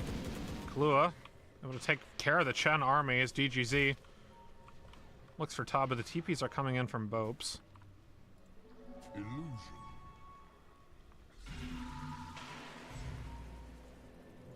Dire's middle tower is under attack. Overall, it ended up being really good for Shadow Reapers here, especially like when these games are close, when you're already trailing a little bit. Oh, Thunder God's Wrath. Jesus. Down goes the Hoodwink. In comes the Rampage. But I said Rampage. That's not the name of the ulti. Anyways, Swarm gets the kill. I think he used to have something called Rampage, no? Stampede. Am I remembering that? Well, I know he has Stampede, but yeah, I feel like I've seen Rampage on him For before. some reason, Stampede and Rampage mean like the same thing to me, so... It's pretty close. No DK for him, I guess, to take advantage, but his auto attacks also damage the tower. Looks like they want to try and stem that, though. Although, he's gonna run away once he sees Oracle, so... See if our friends Darkseer and Earthshaker manage to find something. They're kind of in like the kill squad at the moment. Zeus is trying to farm with his Manta Shard. Kind of happy to play a slower game. And Gyro, one of the fastest farmers in Dota. There we go. APM getting the kill. Thank you to Ion Shell. That was a really good blink reveal too. So I'm gonna definitely make the Drow kind of think twice here, as she's kind of quickly falling behind. It's kind of what happens this year when you lose your lane. You don't really get to you don't get to play a fun game, that's for sure. Playing the recovery game in this hero is quite miserable. Todd 28 having to use the ult to get out of dodge. The TPs are coming in from the rest of Unbothered. TGZ ends up falling to the sharpshooter. 2-4-0 top side. And Unbothered, they're showing more signs of life this game than they were last game. It is looking much more even now than it was. For sure, and sometimes, you know, it can look a little excessive if you're bringing 5 heroes like that, but ultimately it's what you have to do when you're a little behind like this. Like, you have to show aggression, you have to bring the numbers. The big thing is you got to bring the numbers and then do something afterwards. So we see DK popping the form. I imagine he's going to try and hit this mid tower, but we'll see if they actually let him on the side of Shadow Reapers. APM Nope. gets the fissure out. Blink into the enchant totem. Con here with the root as well. Swarm with the back wall. Stampede to get away though. Good Stampede. Just a little off on the fissure. Didn't quite get the block that he wanted. So, and you can see Darkseer try and vacuum over as well to get him over the fissure, but no luck. They're gonna smoke up actually on the support, so and Zeus. So they really want to try and make something happen. If they get the Drow, that's gonna be quite devastating. Radiant's top tower is under Man just attack. sitting on a Dragon Lance at the moment. Instead they find the Hoodwink. Skylaw unable to make that stack happen. Tries to channel Sharpshooter, gets taken in by Kana.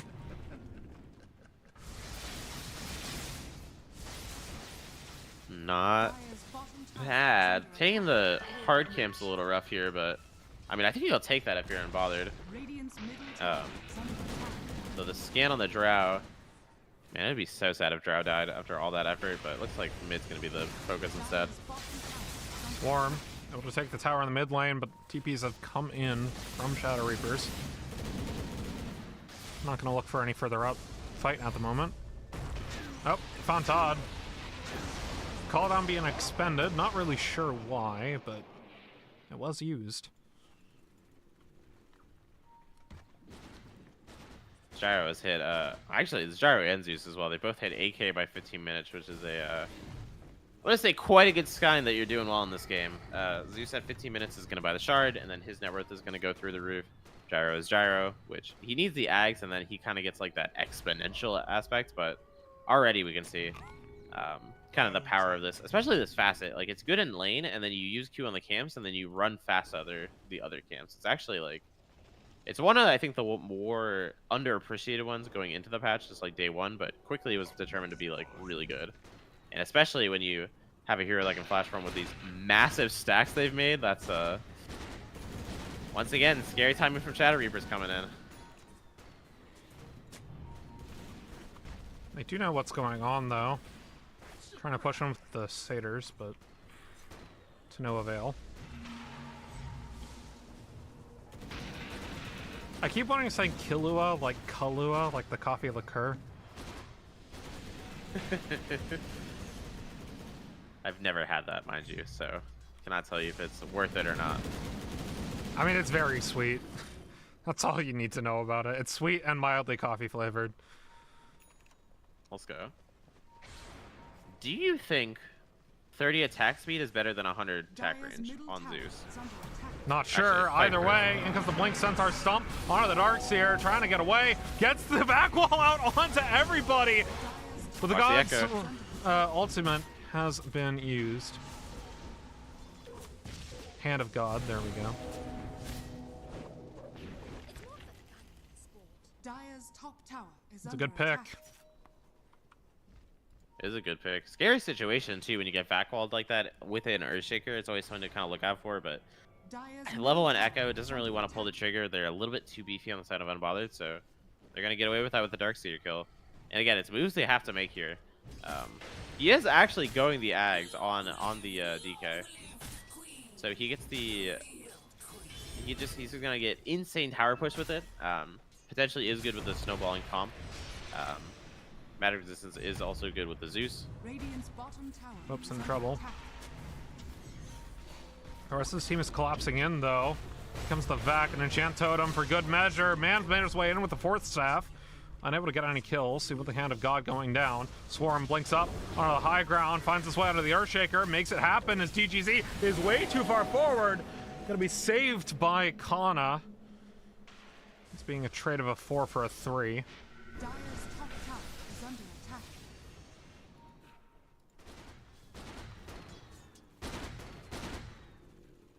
I mean, these again, good moves coming out from Unbothered here. The only bad thing, if we look at the top of the net worth, good old Gyrocopter has hit his Ags, has 1,600 gold in the bank. The world is his oyster. I imagine it's going to be BKB that he chooses. And then it looks like they're going to bring the aggression here, coming out from Shadow. But both teams kind of seem happy to farm. Drow Ranger, of course, struggling because she doesn't have innate farming. Decided to go for the Hurricane Pike, and I imagine she's going to want to try and get involved here a little bit earlier. It's hard, though, especially, again, against Darkseer. Like, if you create a copy of Drow, it's a disaster. If you get Vacwalled in general, just a disaster. Ion Shell's super annoying. Like, it's definitely an uphill battle for Unbothered, and I think in the next 5-10 minutes, I really need to see them kind of push the tempo and try and get some tier 2s or some sort of objective on the map. Dire's top tower is under attack. We'll see if they want to do that even. I mean, they are pushing for T2s in 2 lanes, Radiant's but bottom tower is under attack. I mean, you can look at how Shadow Reapers are playing right now. They're just trying to keep stacking on top of their Gyrocopter. He's got the Ags now. Is under attack. The Ags Chrysalis. Radiant structures are fortified. Don't know what's on his courier at the moment. He just doesn't have anything queued up.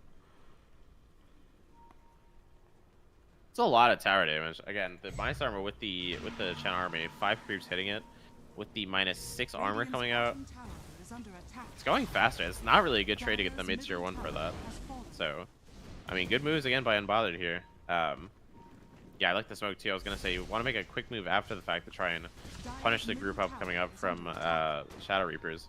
Could be our first big team fight of the game. All ultimates are available.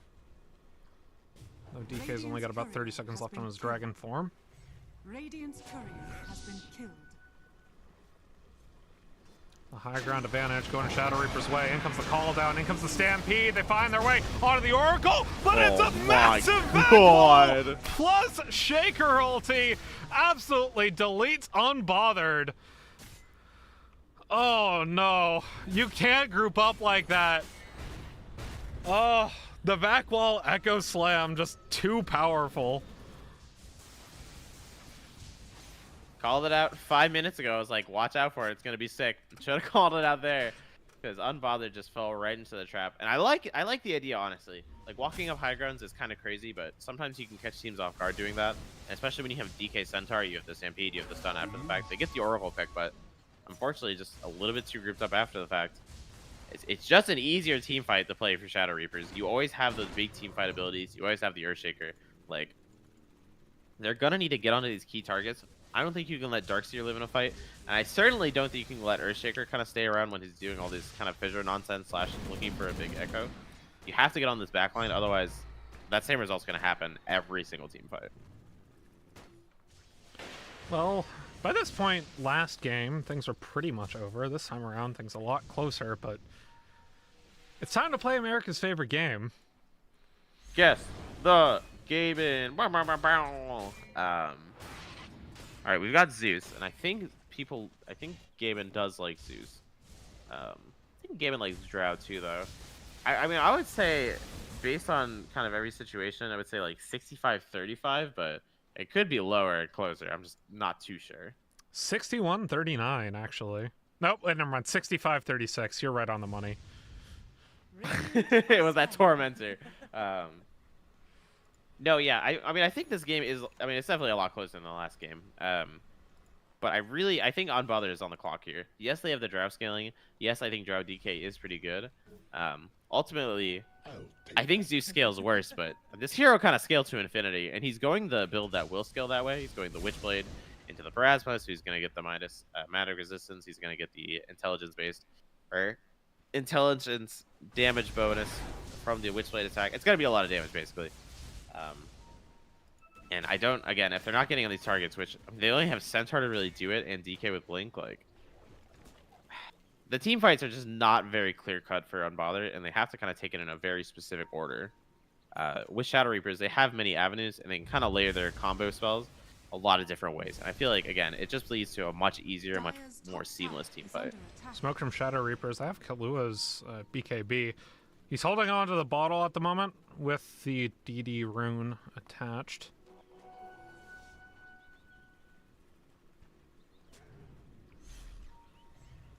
Do they want to make a move? I like this smoke going into the good old Aegis if they don't see anybody. And I mean, definitely Unbothered. I mean, they can't make a move even if they want to, so it's looking like it's going to go the way of Shadow Reapers. Shadow Reapers is obviously going to put that on the gyro. And that's what I was saying. Like, I think if you're not setting the tempos on Unbothered in this fight, you can't give the gyro the Aegis at this point. Like, you don't really have an answer to him once. You definitely don't have an answer to him twice. Maybe if they can, like, kill the Oracle, separate out the gyro, that would be your best bet. But it's still not pretty. And I mean, they're smoking up. They might want to try something that cuts them off guard here after getting the Aegis. But I'm not sure you want to fight this right now. They get just gyro. I mean, Man's now going into the Aghanim Scepter, which you have to do against the gyro with the Satanic coming soon, but I don't know. Seems a little bit risky going for this now. They're trying to just catch him off guard. I mean, Zeus isn't there, Earthshaker isn't there. Oh, might be good. Here comes the Stampede, Kalua. Forward to the rest of his team, but the move on to the Oracle first of all. In comes the call down. Kalua, very low, gets broken up with a Sharpshooter and the double edge. In comes DGZ though, and another Echo Slam following a vac wall. In comes the Thunder God's Wrath, but the double edge isn't good enough to get the kill out of the Earthshaker as well. And the health bars are really, really low right now for Unbothered. But it's 3-for-1 in their favor at the moment as Kalua was in the Aegis when that came along. Todd ends up falling for it. The boomerang shot working wonders on Kalua as V and Kalua continue to chase. Want this smoke, Bopes. Blinking back in, V's running away from the multi-shot. Oh, what an unfortunate We have a pause. Zeus is lagging, apparently.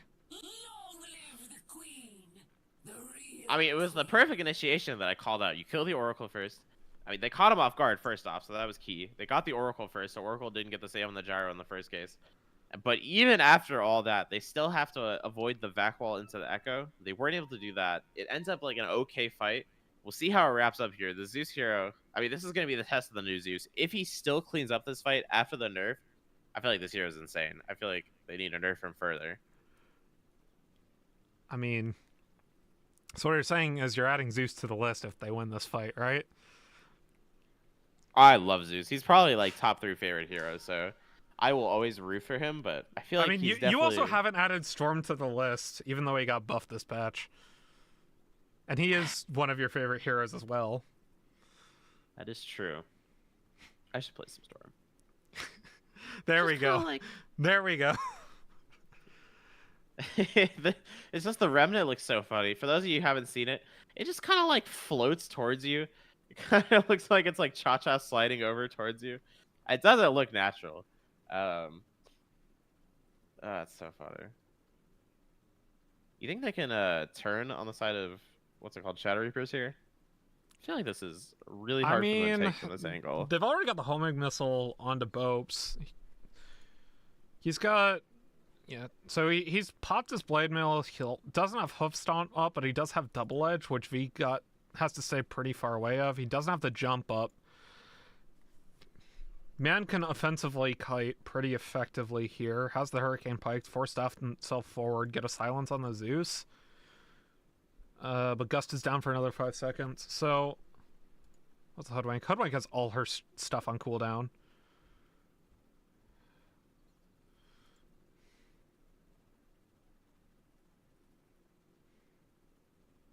Yeah, I think the blade mail is the key here. I feel like, I mean, Zeus doesn't have the health bar to really contest the Centaur when he's blade mailed. So I feel like at this point he's got to run. How far does the Hurricane Pike go? It goes 450. No, sorry, 600. Might be too late to turn though. She actually, because he doesn't have jump. Maybe Yeah. Gyro has the damage. Maybe I'm underestimating how much damage Gyro has here.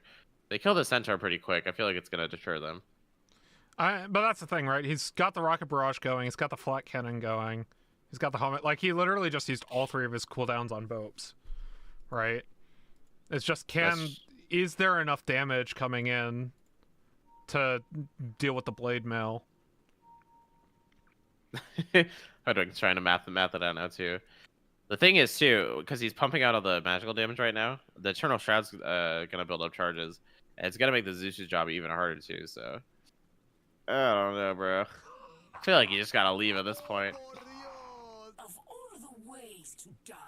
It's really unfortunate when these pauses happen, these like in the middle of fight pauses, but sometimes it's really interesting because we can speculate all day about like it kind of becomes a chess match, right? Of like, okay, well if they do X, then I gotta do Y, but if they do Q, I gotta do R. So like there's a lot of moving pieces here, and I mean I feel like there's gotta be one right move. I think it's backing on the side of Shadow Reapers and then keep chasing on the side of Unbothered, but potentially not.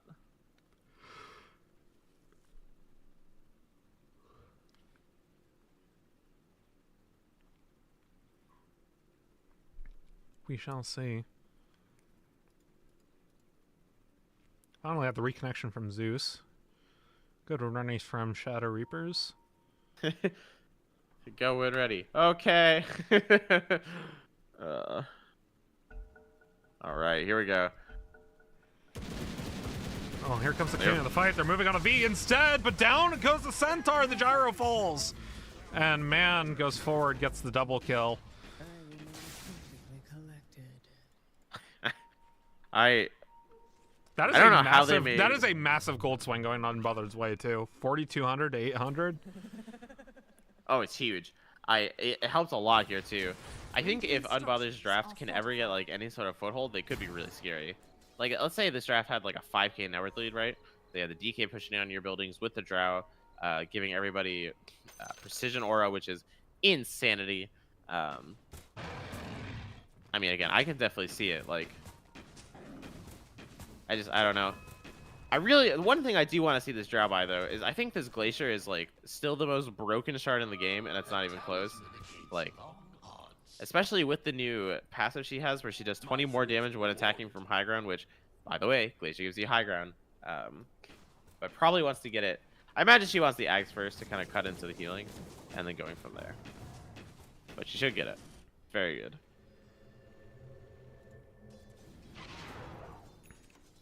Does feel like we're almost at a turning point in this game. Shadow Reapers, they've got... Looks like the Daedalus coming on courier for Kahlua. Dire's bottom tower is under attack. It is a lot of damage. So Radiant's top tower is under we're really looking like one team has all the team fight in the game basically, and the other team has all of the kiting in the game. So you're trying to kite out the team fight spells on the side of Unbothered, really kind of break apart their team fight, their perfect team fight, and go from there. Skylaw and Swarm. This is a little bit of a bait though from APM.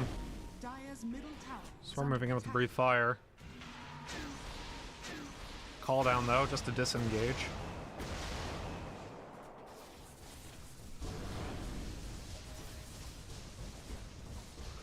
I think the key person in this fight in these fights to watch is, besides obviously the team fighters, is Zeus. He's gonna be able to provide a lot of damage. He went the Witchblade, so he's got to get his right clicks off, and he's got to just look to kind of keep dumping in the damage. We'll see if he's able to. Did Chen go pipe? Yeah, so Chen has the pipe, which is gonna make his job pretty hard. Centaur has Eternal Shroud, which also makes the job hard. He's really got to kill the Drow as the guy the person he's got to get on. It just, again, it remains to be seen if he feels safe enough to actually jump in there and get that full live wire passive bonus. Yeah, and they got the item scepter complete on that Drow for the anti-healing. Yeah, it's also really good if they kill, like, let's say the Darkseer. How much health does he have right now? 1,500? Gyro actually has a lot more, so if they kill the Gyro, it's a big kind of bomb of damage that gets popped off, too. I think Honestly, at this point, if you're Shadow Reapers, you might want to kind of let the foot off the gas a little bit. The Satanic would be huge. Even with the hypothermia, like, it's going to be a lot of healing and kind of lets you frontline a little bit more. And again, Unbothered, I've been saying it the entire time, like, keep pushing the tempo. I think now is the time to strike while the iron's hot. Kind of, they're feeling the pressure now. I think they were kind of playing a little lackadaisically, especially after game 1. Like, now's the time to kind of prove yourself, make a mark in this match, and really, like, bring it to Shadow Reapers. More smoke on smoke action. APM calls up the Centaur. First of all, in comes the Stampede, though. Centaur's able to stank up for very long, and the Oracle goes down. GGZ soon to follow as well, able to surge away just barely as Killua's into the fight with the BKB. Swarm trying to move up into the high ground with the Ogre Axe. Or, Ogre Seal Totem. Wow. And the fight fizzles. APM still here. Solo Echo Slam. Oh no, the Drow. Oh, way the too stun. low for Suspect on the high ground though, but this is under God's wrath. Good for the kill. Goes 2 for 2. Killua very, very low, trying to run away alongside V. Still the fight in favor of Unbothered as they were able to get the pick off at the start of the fight. Now this is a game. Play of that team fight. Got to be the Centaur Sun onto the Darkseer right as he blinks in. Potentially unfortunate timing, but either way, stops the disaster vacuum from going off into the wall. Ends up being again a 700 net worth lead from Unbothered here. I mean, they're proving it. Like they're dissecting the team fights. I think a lot of this blame is from the Oracle. He's getting picked off. He's playing up too aggressively. He's just got to play back a little bit, let the team fight kind of happen around him, and then look for his opening. Maybe he has Glimmer. Maybe he's got the Aether as well. He's going Blink, which is what I was going to recommend. Like, you just need some ways to kind of play the backline. You can't play forward like you are right now. You're just getting eaten alive by this DK, by the Centaur, by this Hoodwink. Everybody's just gunning for you. And you can't let them do that. V actually swapping to the Hurricane Pike, feeling he needs extra safety. So the Lincolns that I had queued up. Oh, this is the worst of both worlds. So he had the Hurricane Pike, then swapped to the Parasma. I like Parasma a lot. I think that's a really good idea. I think Dragonlance might be a bit of a bait, especially with Livewire. Earthshaker in Want to trouble. get really close. Force staffing out of the way. DGZ gets his own blink off following the surge onto APM, who's able to blink out following a Yule Scepter. Oh, Drow's got him though. Oh, RIP. No, really good pick off.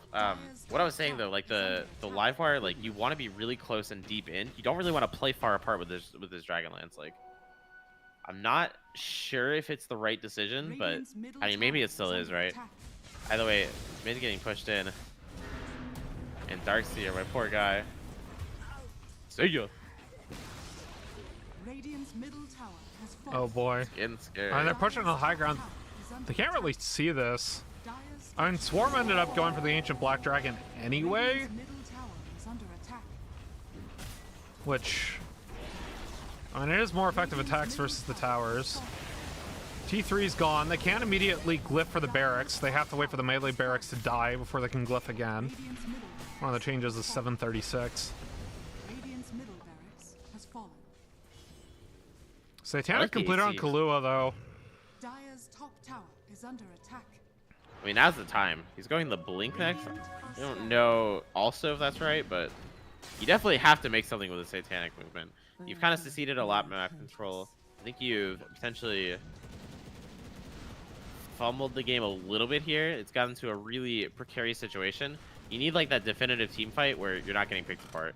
You need to be the one jumping. Every team fight before this, like you've been getting jumped and you've been kind of getting owned. Now's the time to kind of set the tempo for your own sake and actually try and Vision means up for get the opening Rashawn. you Kahlua a little bit forward onto the Centaur. Gonna Ogre Seal Totem himself away.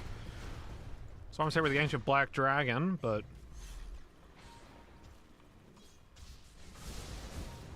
Oh, my apologies. Black Dragon doesn't even give magic resistance anymore, so yeah, I don't like. I don't like the eggs anymore. TBH. I gave him 1 more armor reduction and 5 more bonus damage, and then the stats. Dire are scanning. I guess I gave him also it's 140 damage. Like it Yeah. was very good when everyone Skylaw very caught out. Oh man. It's very good when you got all aspects, but unfortunately, that's not the case anymore. And unfortunately for Shadow Reapers, it's another 31 seconds until Roche spawns. A little bit over 2 minutes on the total spawn timer for Roche. Oh, they gotta deal with mid-wave too. That is unfortunate. Unbothered is making moves, looking for the Darkseer, trying to get the big wraparound. I think Hoodwink not having buyback here is definitely not great, we'll call it. And the Zeus is top. Actually bot again. He's got the illusion stop, or Sen illusion stop. They find Todd.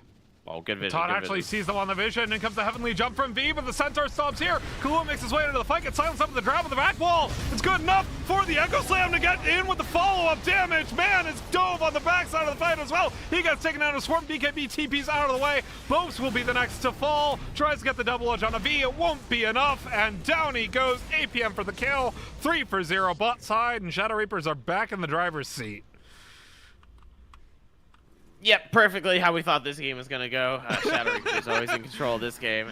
I mean, truthfully though, like we saw there, like even with the vision from the Chen, which was really good high ground vision in that moment, it really heads up play. Like you just need to get the initiation of your Shadow Reaper. So you getting the Darkseer back wall into the Echo Slam, which now has more oomph from it because it was level 2 versus level 1, so which was the last few fights. Like it helps a lot. Zeus is still able to kind of pump out the damage too. Like everything is going great. And now they have the Aegis, excuse me, and they have a much more improved Roshan's banner. For those of you who focused on the hero patch changes and didn't see the item changes, 1, I don't blame you, but 2, now when you place it down, it just gives the allied lane creeps invulnerability. It's not global anymore. I think okay, so he put it in the incorrect spot. This is not how you use it now. You're gonna see when the creeps spawn, they're gonna be invulnerable while they're in the radius of the banner, and then not be invulnerable, I believe, when they walk out. If I'm understanding the change correctly, maybe I have it wrong. No, I believe you're correct. So okay, so watch it. They're invulnerable when they walk in, and then that's it. Okay. Unfortunate. So usually how you want to use it is you place it on the staircase of the high ground here.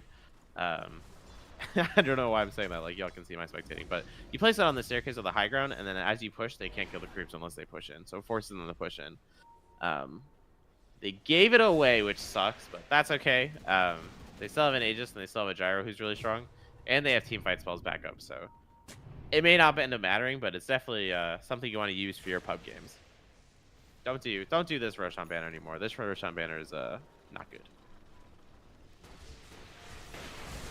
The mid lane push from Shadow Reapers. They want to use this Aegis to their advantage. Looks like Kahlua's got the Blink Dagger, now going for the Butterfly. There was a Thunder God's Wrath and a Rampage, or a Stampede, just for Bope spot side. Dire's middle tower is under attack. Man has an Eternal Shroud and a Heart. I don't know how you can kill him. You have to, I think, save him for last. This is quite a with a taking gyro. away. And the acorn shot and the bushwhack. Dodges away from the sharpshooter though. Like him from Kahlua, he wants it. He's got the Satanic. He feels really powerful at the moment. Fissure lands on a Bopes. Rooted up. V's getting a lot of right clicks, and that % health damage does do quite a bit, even with the Eternal Shroud. Yeah, I mean, it's definitely, it's still good. It's nerfed, but it's still good.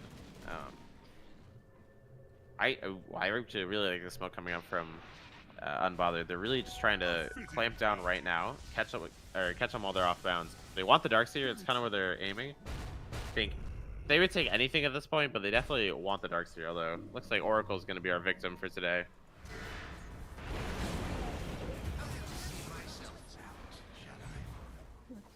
Oracle, you should have seen that coming. Come on, man. You're all knowing. You didn't see the smoke coming at you? That's the mage. Oh, the Manta Illusions die before mid gets pushed into. The awkward thing for Shadow Reapers is they have this mid lane that's like constantly pushing into them. And Shen Army knows that. He's just sending all the creeps over there. The Mana Burn creep, not that good anymore. Although it looks like it got buffed to a big boy satyr. Oh, it can do either a Mind Stealer or a Tormentor. Interesting. Anyway, they're sending big creeps mid.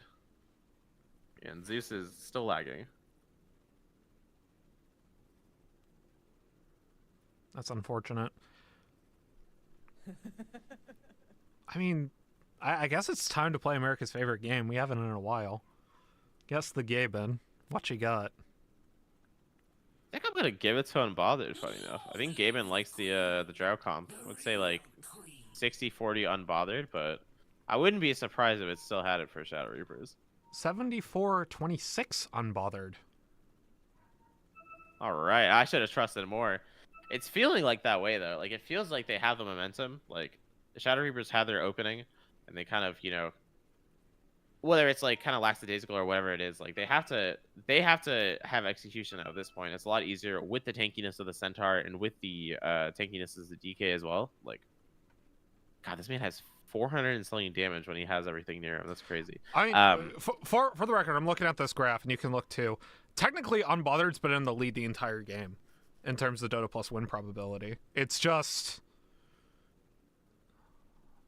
I don't get it.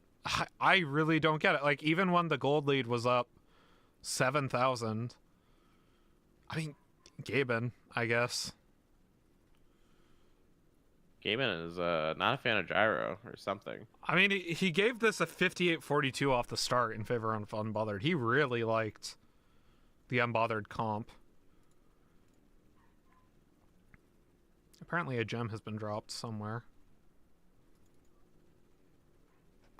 Oh, where did the gem go?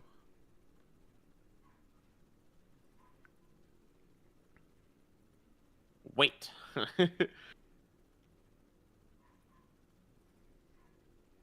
This butterfly may be really big for this gyrocopter if you can get it. Just getting your base attack speed up is always really good, and as well the evasion against the drow, very key. She's nowhere close to the what's it called? The MKB. So most of her attacks, marksmanship is I believe going to go through the what's it called? Going to go through the evasion, but you know all of her other attacks won't. So what was the percentage again? I always forget.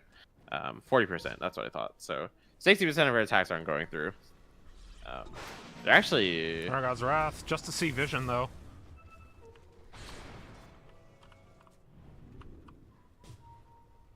I actually like that play quite a bit because they want to push this tower, but they need to know where Unbothered are. So you're using it for the info. They've got 1 minute on the Aegis, so they're gonna push this high ground with it. It looks like Unbothered might just take the T2 instead. Gyro 25, blink for blink, the Centaur stomp, unable to connect. 45 seconds on the Aegis, they might just let this one fizzle. It's hard to push into the draw high grounds, especially again. She's got the she's got the vantage point. She does 20% more damage, and she bought the Glacier. I'm so happy. I think Glacier again, one of the top shards, especially with that passive. She does insane amounts of damage. They're gonna need like a really sick back wall combo. So I think, but I mean, you can't kill the Centaur with it. It's got to be on the Drow. You have to just get on top of her. Hope she doesn't pop BKB between the vacuum, the wall, and the echo. Smoke Shadow Reapers though. They find the Drow! Gets a 4-step out, still reared away, gets the gust, but the Stampede keeps man alive. No, the Yule Scepter lands, gets the BKB in, but it won't be enough. She barely stays alive. In comes the call down, down she goes to V. Bose is in the middle of the fight, doing the best he can, but unfortunately the rest of his team cannot follow up. V gets the double kill. And Shadow Reapers, they keep this tempo up.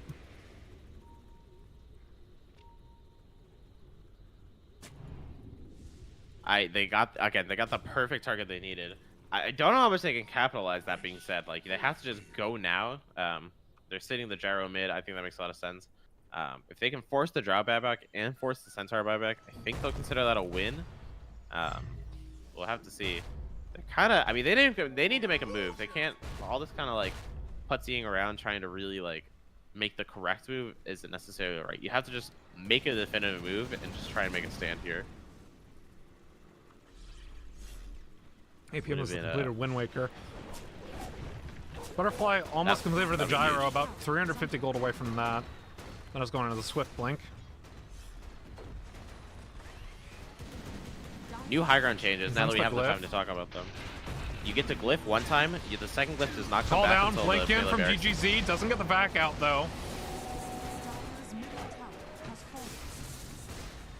So they don't have another glyph right now. So it's debatable if you should kill the Boats melee blinks in, barracks. unable to get the centaur stop the lamp, but V is way too far forward. Heavenly jumps the wrong direction even. Now Silent Step tries to force that away, but he Oh, gets great caught Yules. up by Yule Scepter as Boats is here with the Stampede. V getting taken down very low by Skylaw as Man has made his way into the fight. Finally off the respawn, Boats blinks in onto Kahlua, but he's gonna be saved. In comes the back, in comes the wall. They don't have the follow-up damage quite yet though as they take down the DK. In comes the Echo Slam. Another buyback comes through from the Centaur as the Hoodwink falls. Now the blink in up onto the high ground from APM. They're able to get the fissure down. Man trying get the the best he drown. can to kill Oracle, does so as the gyrocopter is tanking 2 towers. 2 buybacks used from Unbothered for 2 kills to Shadow Reapers, and the high ground is broken. This Zeus is outputting the damage.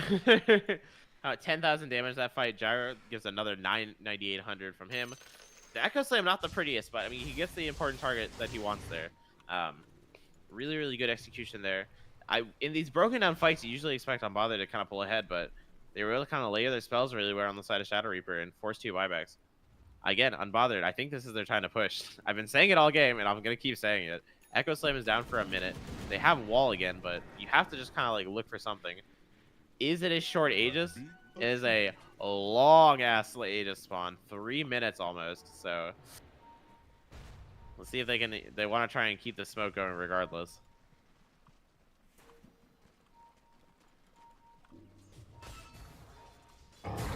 Defying the Earthshaker.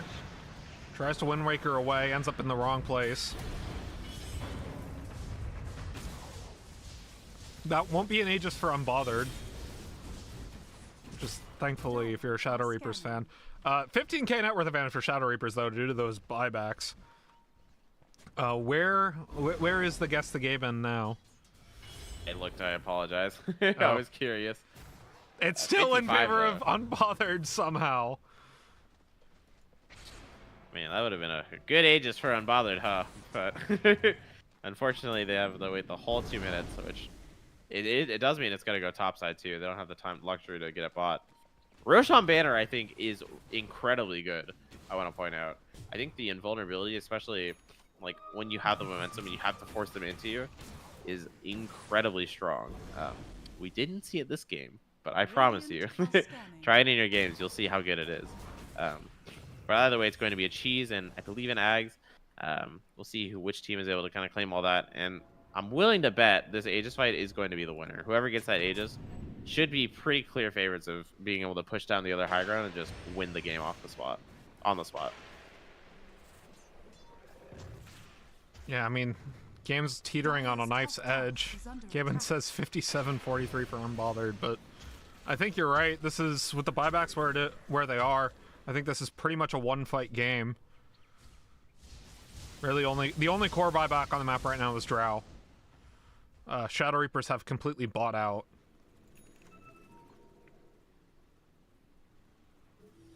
I'm again liking the Thunder God's Wrath revision. Our our friend Zeus went Scotty, which I think is really good against the Centaur.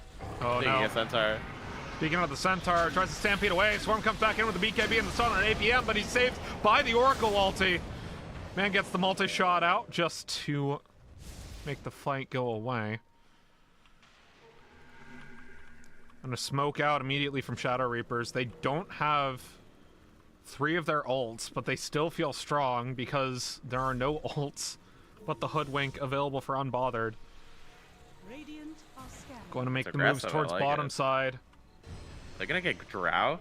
They're picking out like There's they know no exactly where she way. is. There's no way. What? Man gets the BKB out of the way, gets the Gust instead, but in comes the Zeus with Oh the Eye of my Scotty. God. Auto attacks and DGZ gets the kill off a punch. Immediate buyback from the Drow Ranger as the Tormentor was taken, getting Kahlua his shard. They saw her. Wait, there's still action. I'll say Swarm. after. Blinking in onto GGZ. No. No, you can't tease us like this. I would be DC. I know. I understand that one. I mean, they saw the Drow. I want to point out off the Kana ward in the mid lane on their high ground. So they see the Drow moving right. They can kind of forecast. They're like, all right, if she goes here, we can definitely like look for the kill. They managed to get her. That is an crazy good pick. Forces the buyback too. Tips the scales even more in their favor this next fight. I mean, they're gonna get the Darkseer. Darkseer, no buyback, just doesn't have the money for it. That's all right. Yeah, Shadow Reapers have completely bought out on their cores. I don't understand the logic when the game's this close. Yeah, Zeus bought the Scotty. I kind of get it. What does Gyro have? What did Gyro buy? Swift Blink. I mean, they're strong. I'll give them that. Honestly, what did it? I haven't been tracking Darkseer that much this game. What was the last item he bought? Was it BKB or was it the mechanism? I know he's had the mechanism. I think it would have to be BKB.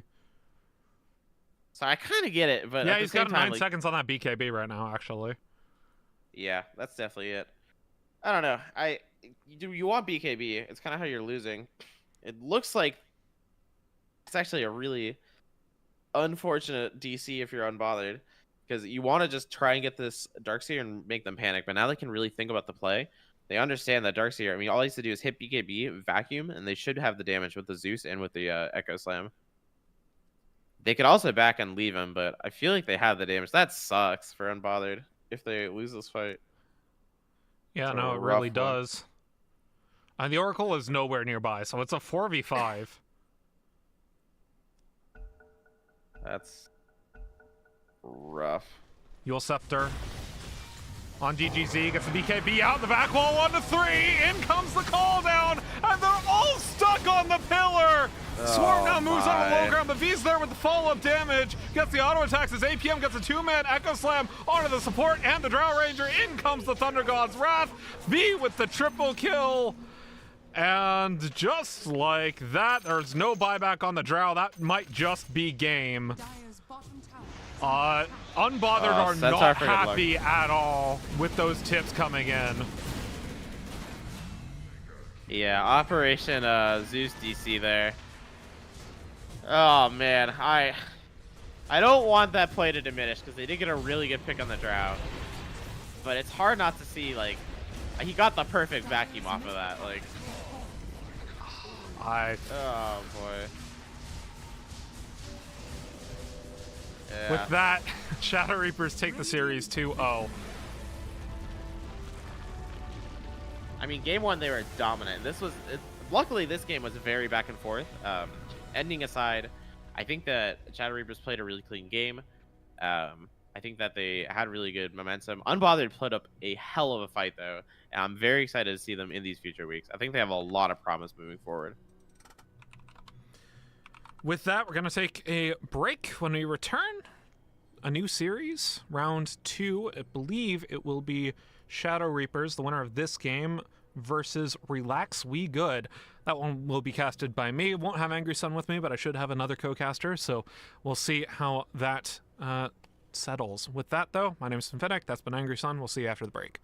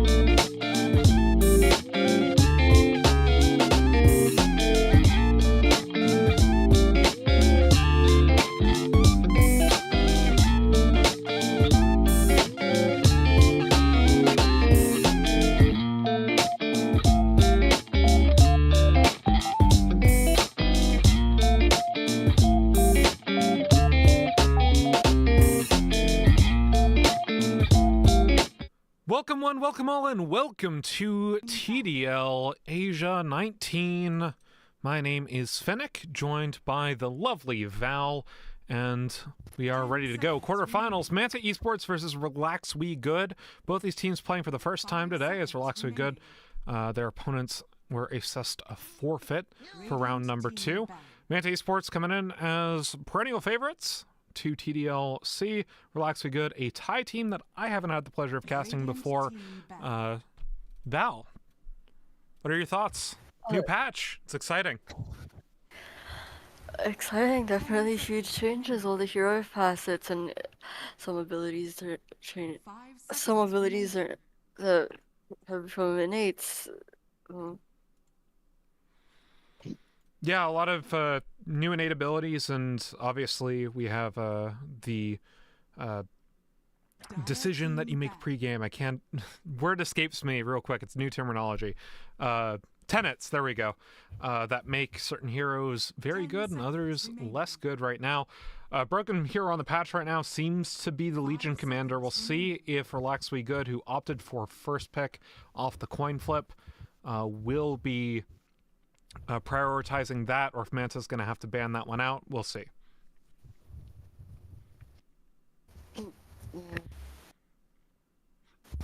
Night Stalker also seems to be a very good pick, and some teams are opting to pick Mars early because of his facet that prevents anybody that blocks allied vision inside of Arena.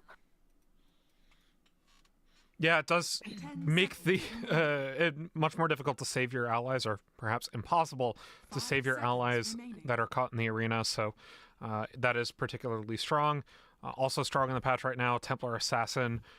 We didn't get to see that in the last series on this channel, but it is definitely something to think about. Another pick, also very popular right now, is Leshrac, as well as Winter Wyvern, predominantly in the support position, as one of her tenants is very, very good for support Wyvern, but can still be played core, as that has not been nerfed, and in fact also got buffed this patch. 10 seconds remaining. 5 seconds. Bans thus far: Disruptor, Shadow Demon, Kunkka, and Primal Beast from Manta. So they are not opting to ban the Legion Commander at all. Relax We Good, meanwhile, they've banned Timber and Pangolier. One more ban to go. I assume this is going to be a first pick Legion for them, but what are your thoughts?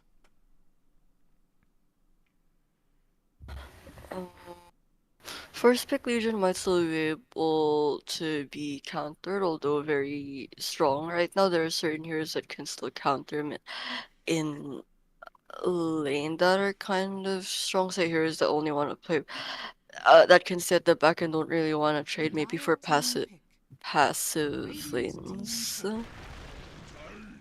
Instead, they banned the Legion and first picked the Tiny. This is also something that got really buffed this patch. We saw it in our last series, and it worked out very, very well. Just able to hit buildings very quickly, among other things. It will be the Nyx Assassin, though, for Manta Esports.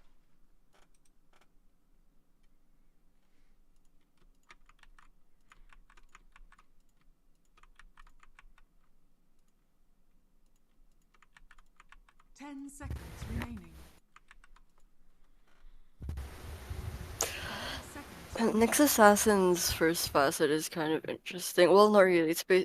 They've brought back his mana burn, except now it applies to all of his abilities instead of in the previous few patches, just his ult Vendetta, and even before that, mana burn, which they removed, and now it's now facet has the same name as.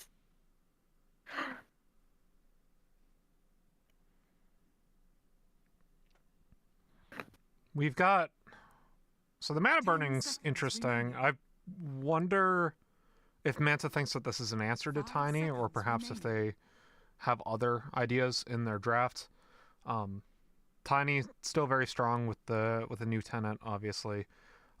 We've got Lifestealer being banned up by Relax We Good, not wanting to see that into the Tiny. Also Razor, another lane counter into the Tiny that they don't want to see. Manta Esports, they've got one ban to go for this one. We'll see what they decide to do.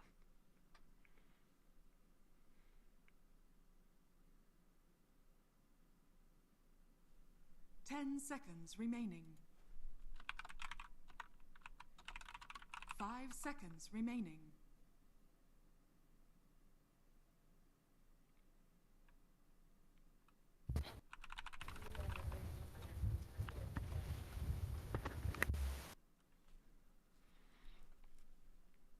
Radiant team And it will be Dire team Venomancer Funny. banned out and the Bat Rider.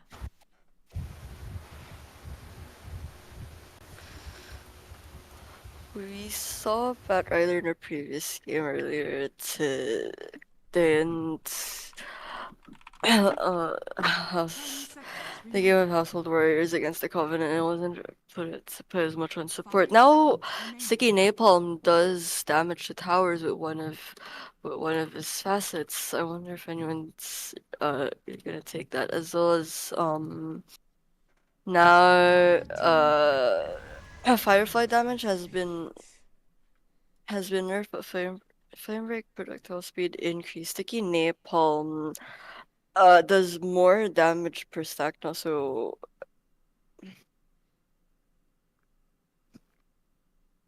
10 seconds remaining. Bat Rider, also the other facet. Whenever he displaces somebody, he gets movement speed, so does help for moving around in team fights with the flame break. We'll see how or which facet they decide to go for on that Bat Rider. I believe I've only really seen that one, but it's a new patch. Everything is different, and people like experimenting quite a bit. It's only been with us for 1 day, 1.5 days-ish. Yep. Relax, we good to pick. This tiny Venge. Venge also got some changes. Everyone got changes this patch. Now her Q with the facet that you're probably going to take, assuming this is a support Venge, will do more damage to an enemy based on the amount of CS that it has. So Venge is very, very happy with that. Extra damage. Won't be taking the Venge is actually a melee coreable tenet, unless this is a core Venge in a manner I haven't seen. Either way, Gyrocopter being picked up by Relax We Good. We have seen this be very powerful as a 1, but with the Tiny already being picked, I'm curious to see where this is actually going to flex to. Gyro support is still viable, and is actually fun with the afterburner facet, which makes Rocket Barrage hits increases movement speed. The no longer providing slow resist. Yeah, it could be that gyro support. Could also be Tiny Mid and a gyro run if they really think the Tiny Mid's viable. However, I mean, Tiny being a menace right now, we see him go basically straight Moon Shard into his Aghanim Shard. And with the Wind Ranger being picked up, this pretty much shows the Tiny Mid and the gyro support. And they will last pick a 3 unless this is something like a Tiny Revenge or Wind Ranger 3, which are less picked. 10 seconds remaining. Radiant team ban.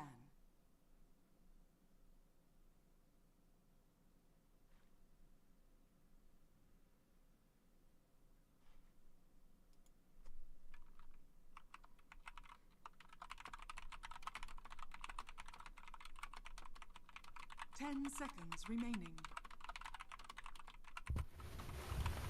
5 seconds remaining.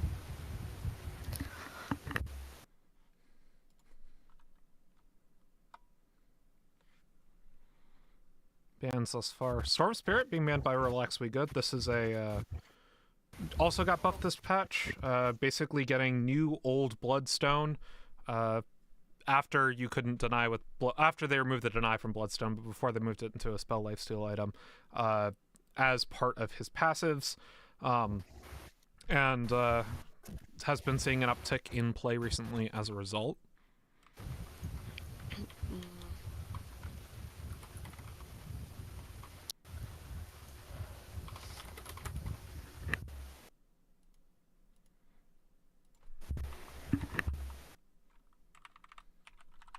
Radiant team ban.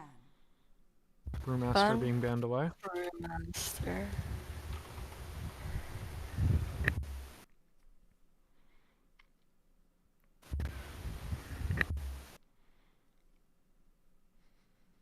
Dire team ban. And Beastmaster as well. So Manta does think Relax We Good has yet to pick their 3, and are thinking that it's a Gyro 4. Wind Ranger being shown here really gives away the ghost, I think.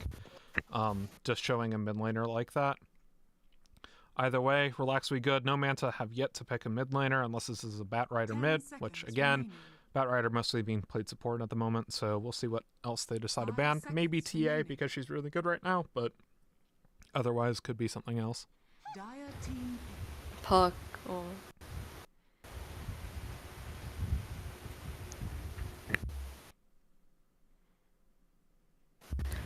What are your what are your thoughts on Puck's facet, both curveball and jostling rift? 10 seconds remaining. Admittedly, I have not had enough time to look at Puck in the current patch to assess that one. Unfortunately for Puck, I think a lot of the spirits, the other spirits, are a lot better right now, especially Storm Spirit and Ember. Have been seeing a large uptick in play. Void Spirit less so. Relax We Good though in the final seconds of the pick. Go for the OD. So between the Tiny Venge, Wind Ranger, and OD, one of these is a 3. One of these is a mid. It could still be a win. You think there's any chance for it to be a win carry?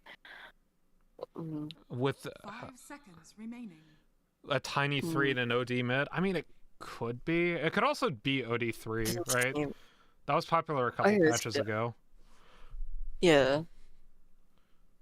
Does pure damage through Jug Spin, so it could be pretty decent in the lane. Also, Banish goes through Jug Spin as well, if I remember correctly. So, that could be good. Mante Sports to pick, though, they don't know what their mid matchup is. Because one of these... 4 of these champions could go... 4 of these heroes, excuse me, could go mid. 3 of them could go support.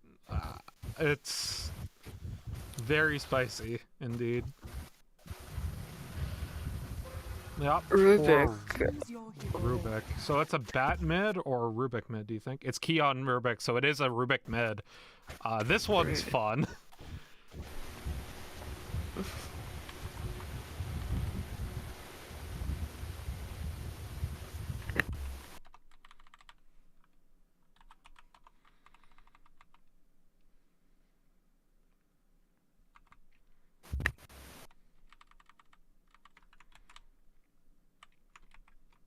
I also think the OD pick into Nyx Assassin is quite interesting with them. With Nyx Assassin's mana burn facet right now, you can actually in a way counter him, and not known to a lot of people I think is that you can actually carapace OD's banish the damage from it.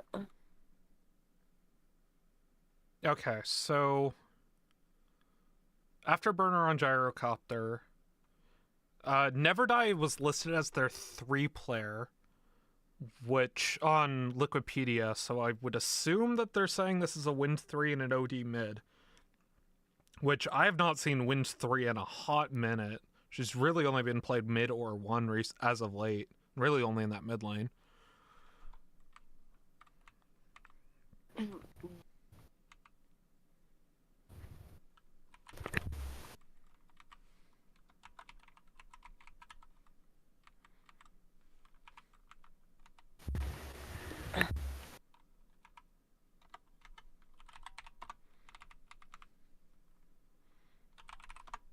So I think this is...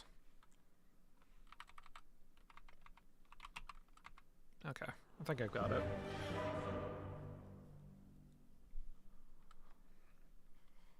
Either way, Manta Esports. Perennial favorites for TDL.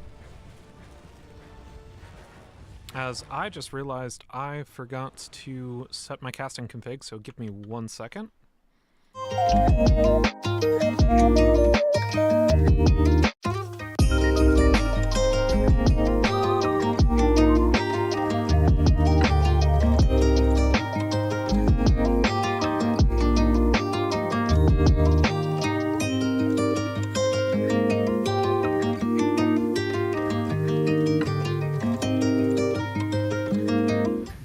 Welcome back. Sorry about that. Just had to set the casting config properly so we get all the nice camera movements. And importantly, so the zoom function works the way it's supposed to. Both teams playing towards the bottom side off the start.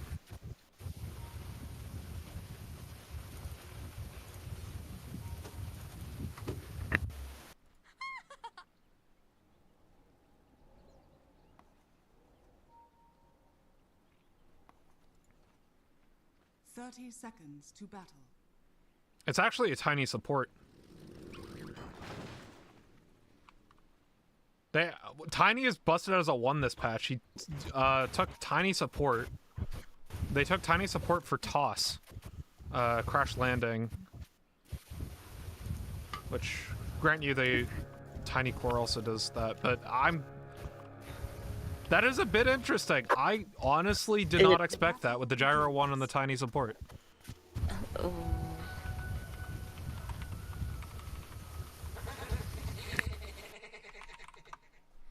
They spot the tiny sword. Place it what likely.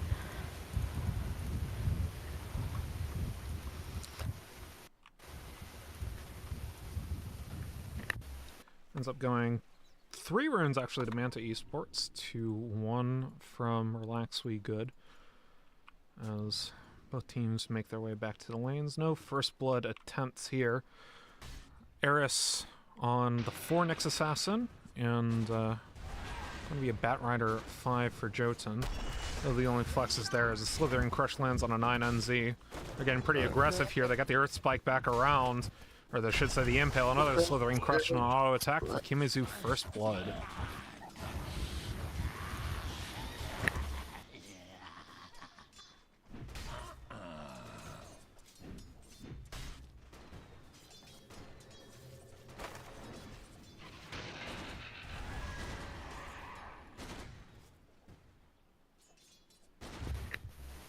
Meanwhile, in the mid lane, Rubik mid. What do you make of this matchup? I think it's definitely advantageous for the Rubik, as you can see he actually has a CS advantage with 2, although they have the same last hits. Rubik has 3 more denies, 5 denies, and Odi has 2. On top of that, the wave's pushing in towards Key right now. But yeah, it took the Frugal Filch, which is spell steals, has lower mana cost, but importantly, the innate ability gets 1% spell amplification and increases Rubik's attack damage by 1% and magic damage by 0.5%. So spell amp gives right clicks, basically, which is very, very nice. The magic resistance doesn't really work against the Outworld Destroyer, though, but even with that, he is having a very nice time in this lane. As we take a look bot side, Gohan and Jotun.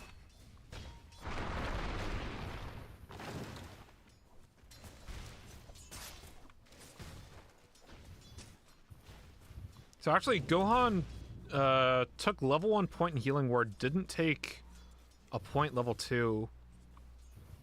I'm wondering what the idea behind that is. If he wants to go Blade Dance or Blade Fury, I assume.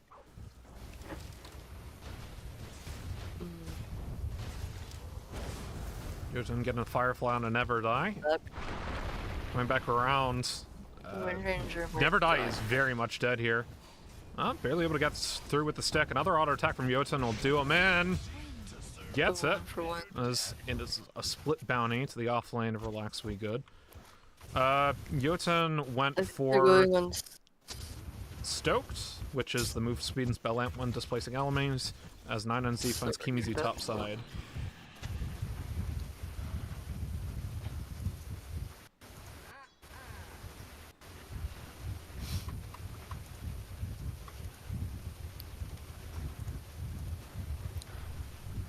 Chuck took the 2 points in Blade Fury. has not taken blade dance.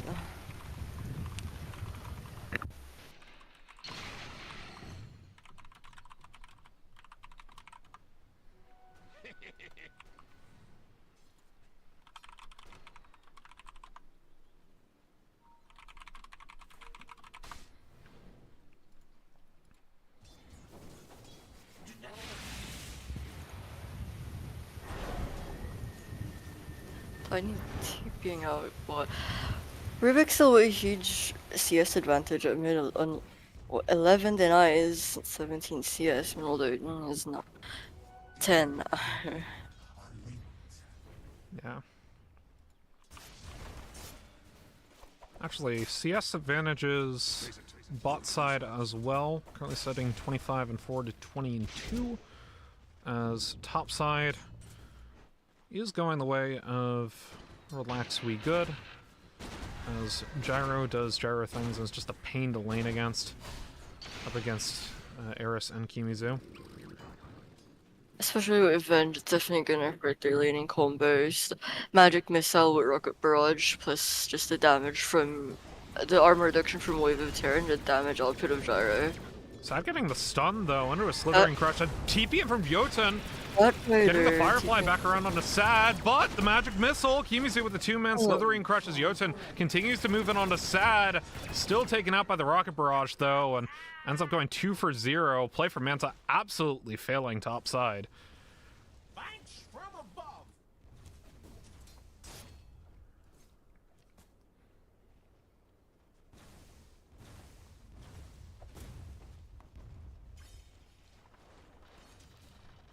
Tiny looking to gank Rubik mid, he's playing very aggressively.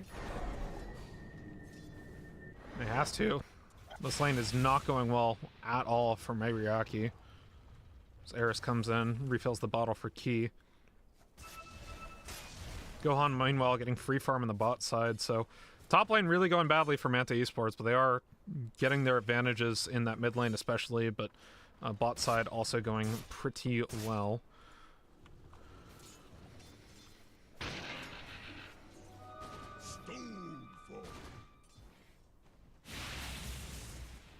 He's being made for the next assassin mid lane on a Mayriaki perhaps, but he smells something's up. Plays his wave.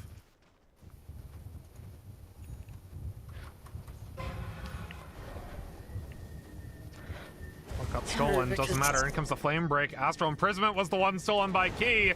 Back into the Impale. In comes Jotun, making his way in with the Firefly. Another Fade Bolt, and the auto attack does him in, but Jotun will be the sacrifice. Tossed away, and ends up being a split bounty, but the Avo goes on to Key. Rubik might still be able Running out of the way, to gets the Astral on to the Vengeful Spirit, and a Fade Bolt, another auto attack will do him in, and Eris is there for the follow-up damage, and in comes the Impale once again. Eris with the double kill. 3 for 1 mid lane in favor of Manta Esports, and that is some much needed gold on top of the next assassin and the Rubik. And another refill going to straight from Bat Rider.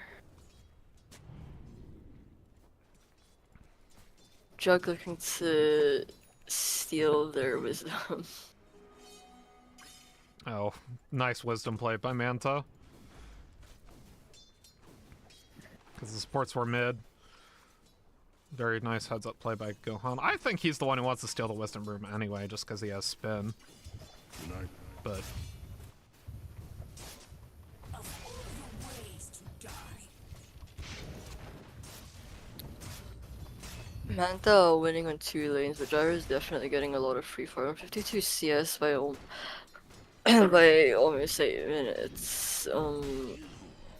he's got over double the CS of the Slardar right now. Yeah. Starter could die here. Here comes the call down, die. and the Magic Missile secures the kill through the Rocket Barrage. Rubik getting a D. Looks like Odie's gonna die again here.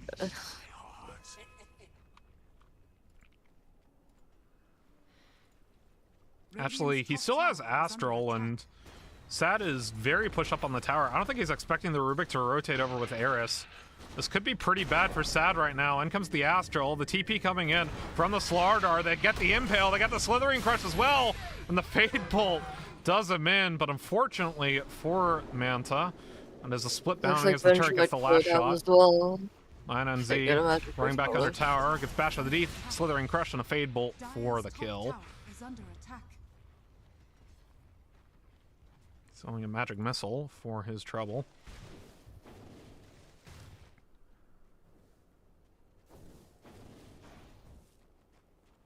Batrider stacking a few. Batrider stacking camps in jungle here.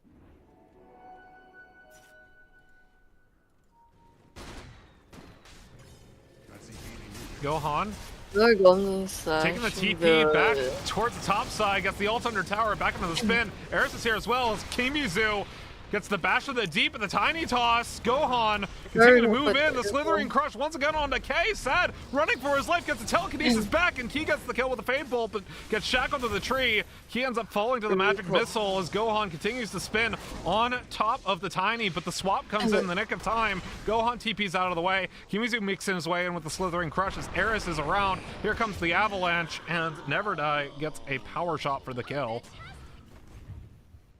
2 for 1 Gyro for the Rubik and Slimer. Dire's structures are fortified. Eris doesn't have Vendetta up, but I might be able to make a nice move with an Impale, perhaps. Nevermind gets caught in the avalanche of the magic missile. Never Die with the kill credit. Dire's bottom tower is under attack.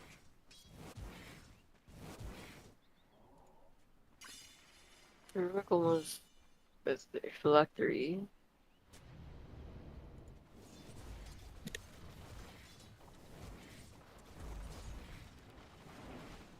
As we take a look at the net worth right now, top 4, Rubik, Gyro, Wind Ranger, and then Jug. And then Kimizu down in the dirt, but so is Mayriaki. Dire's middle tower Worth is under about as attack. much as the supports at the moment. Although that is subject to change with appropriate levels of farm for each. And Kimizu actually says, screw this, I'm going Hand of Midas this game. Both bottom network cores are going for Midas right now. The Botardi and the Slimer. And just trying to get the Midas back into the game. A main Ryaki just cannot stay with that Fade Bolt. Got the Phylactery completed on Ki, now going to the Yule Dire's Scepter. middle tower is under attack. Dire's middle tower has fallen. Gohan has Omni up. Eris is here with the Vendetta. Gonna make the move on to Never Die after they clear the wave, I'd have to imagine. Fine, Never Die. Good Fade Bolt, the Telekinesis into the Omni When Slash. keeping or the Save actual- comes in from the OD just in the nick of time on a 9NZ, so the swap comes through. Ki, though, stole the swap, finds his way onto the tiny. Down goes the Venge. In comes the Gyrocopter. He gets the call down, but Ki stays alive. Gohan continues to chase on K in the meantime. Assad gets the Rocket Barrage. Gohan gets the stick. OD's there, though, with the Sanity's Eclipse, and it goes 2 for 1 in favor of Manta, but they lose their pos 1 for the trouble.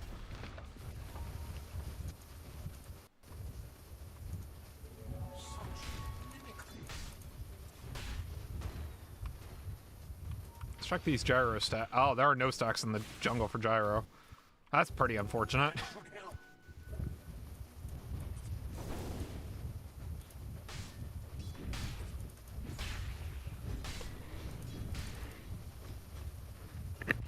Radiant are scanning.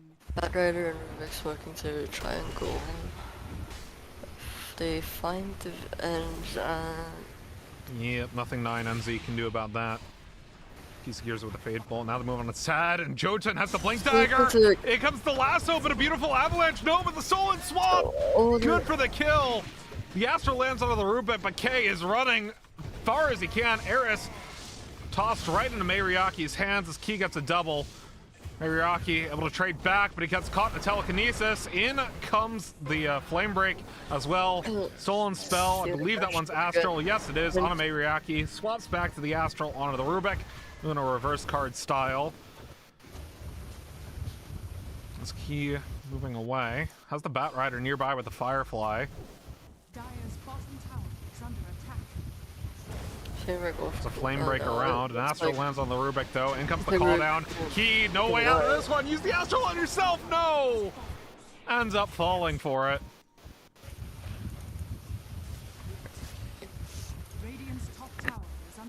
Radiant's top tower has been denied.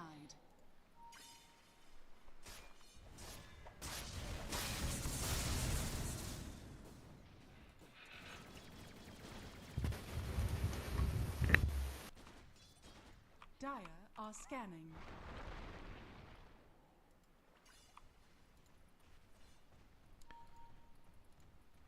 Relax, we good. Down 3k net worth at the moment, but still making moves across the lap. The gyro is doing pretty well right now. About 2,000 gold away from the Aghanim Scepter. Dire's top tower is under attack. 200 gold net would lead to the Juggernaut who just got a Maelstrom.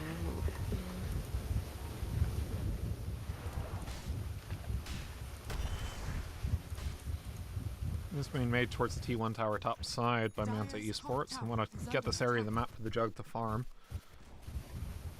Eris Vendetted up, doing some scouting as the Nyx. Might find Never Die.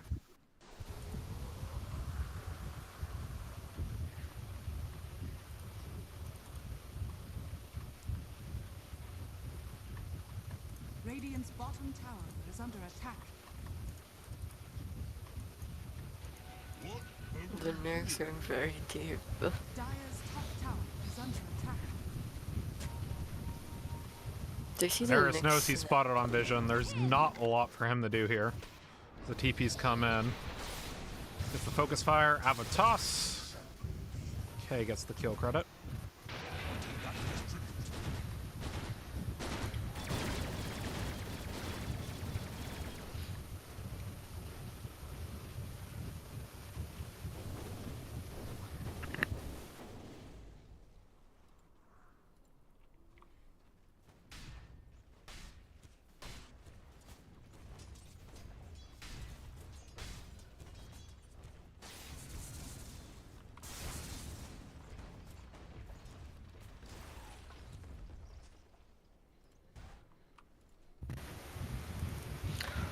Windranger likely getting a Sad. silicon.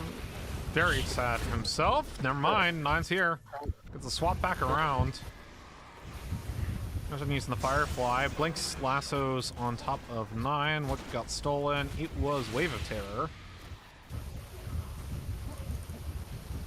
Not the prize that they wanted, but they'll take it.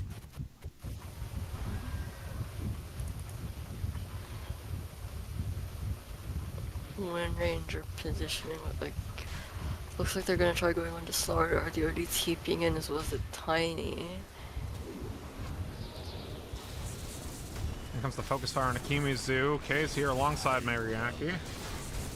Kill going over to the Tiny support. Might also be going on Gyro. They're got the next other no Vendetta. John and Z making this TP play though. Sad, still gotta be careful. Blink it from Jotun. Gets the blood grenade out. Is under attack. Into the flame break, back onto the high ground. 9 and Z still here. Gets the magic missile stolen away from him by Key. In comes the call down. As Eris is a cheeky Dagon for the kill. Blink up to the high ground goes K though. Ends up getting the Avalo and the toss back and the Wind Ranger, but Gohan's here. Down goes the Wind Ranger. In comes the ult from the Jug. Gets one kill off the bat. Make it a second as Mariaki falls. Nobody dies from Manta all throughout that play, even with the low health bars. Goes 4 for 0 in favor of the Radiant Tiny side, as and well. Key cleans it up for the 5 for 0. Dire's middle tower is under attack.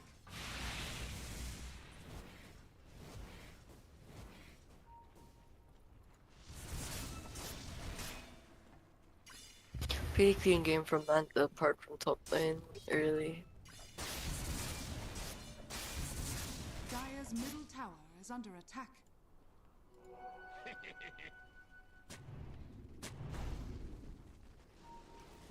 Dire's bottom tower is under attack. Jotun in trouble. Gets swapped up. Micro stun by Never Die. 9 ends up getting the kill.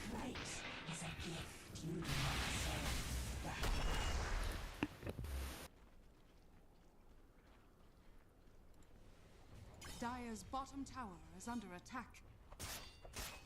Gyro 300 gold away from Axe.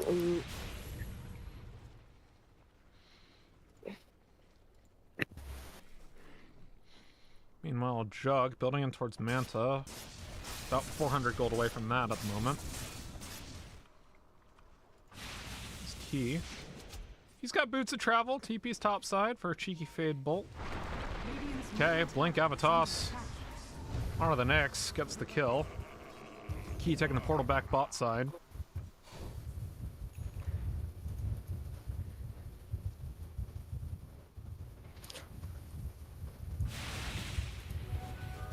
Jara now has Axe and Venge 250 gold away from Solar Crest to buff the Gyro.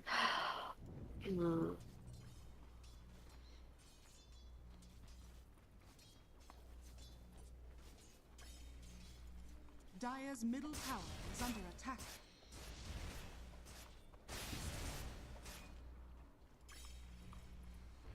As the push comes in from Dire's Manta. bottom tower is under attack.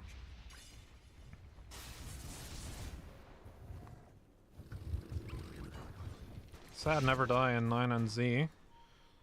Going to try to trade the T2 offlane towers, but the TP's coming in from the Radiant's Rubik. top tower is under attack. Radiant are scanning.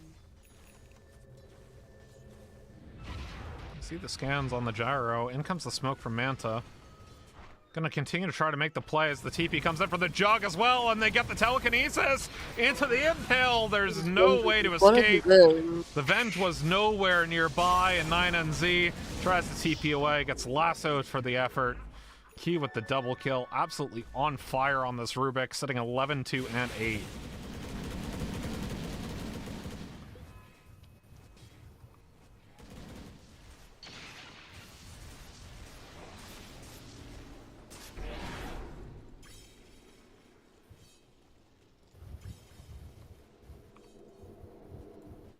And it's 20 minutes. Radiant side has an advantage. You know what that means.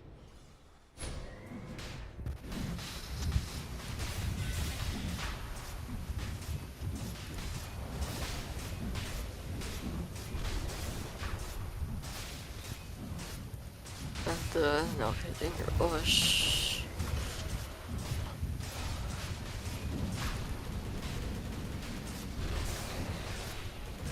Maybe they'll be able to go high ground with the Sage's alert. Might not be the easiest to do with the Gyro and Venge swap on Blackspeed.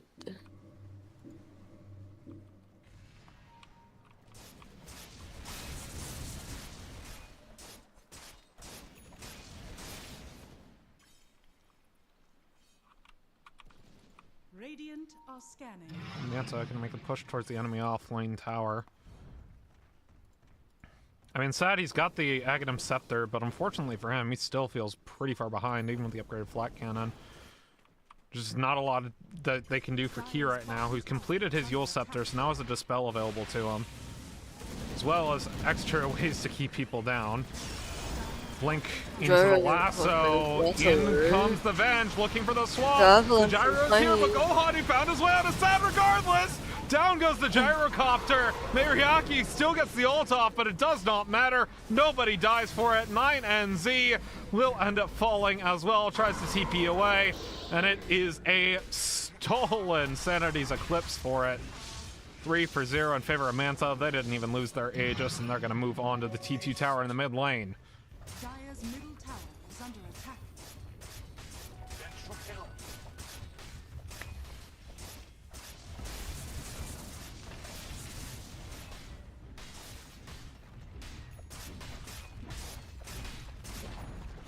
Dire's middle tower has fallen.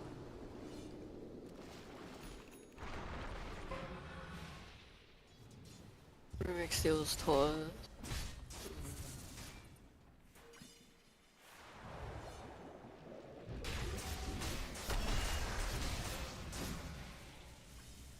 Tormentor stolen.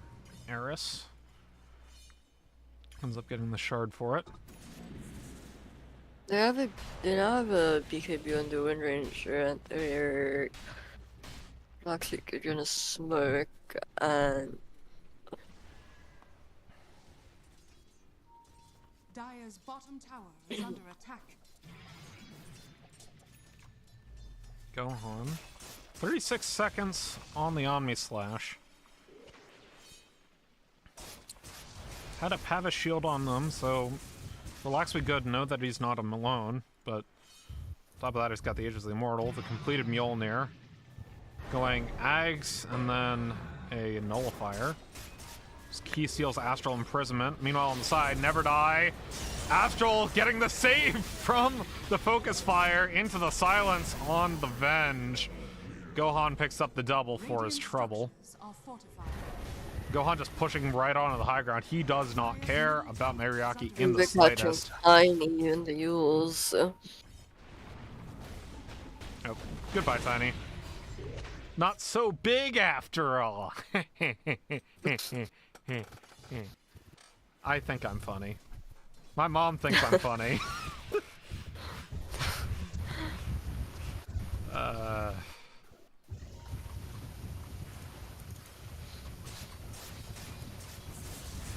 Either way, age is still a minute 34 from Gohan. They're gonna break the high ground, it looks like. Dire's middle tower is under attack. Glyph is on cooldown, so... Dire's structures are Or fortified. was on cooldown for Mantha, not Relax Be Good. Remember, some glyph changes to the high ground push. Does not reset after the first T3 is stolen, but after the first melee racks. Dire's middle tower is under Now teams might be, yeah, with that change, teams might just be looking to take their range racks now for the super creeps and leaving the melee barracks, so no glyph resets. Astral for stolen Astral. In comes Eris, deletes the OD from the face of the earth. Plus the Omni Slash. Kimmy's is here with a follow-up damage as well. Down goes the Venge. Down goes the Tiny. Never Die. All alone up on the high ground. Very They quickly get getting the Flaming changed Lasso back on the time. side with the Focus Fire. Good for a kill. Now Gohan in a bit of trouble. Takes one to Sad, still gets the kill for it. And the blink up on the high ground by Jotun. Gohan does not carry his honey badgering through for the ultra kill. Now on to K. Make that a rampage, and Manta Esports are gonna take these racks as well. The only buyback available for Relax Be Good is the OD, as they used to get the high ground push, but they could not stop it. GG called. Manta Esports take game number 1. Radiant victory.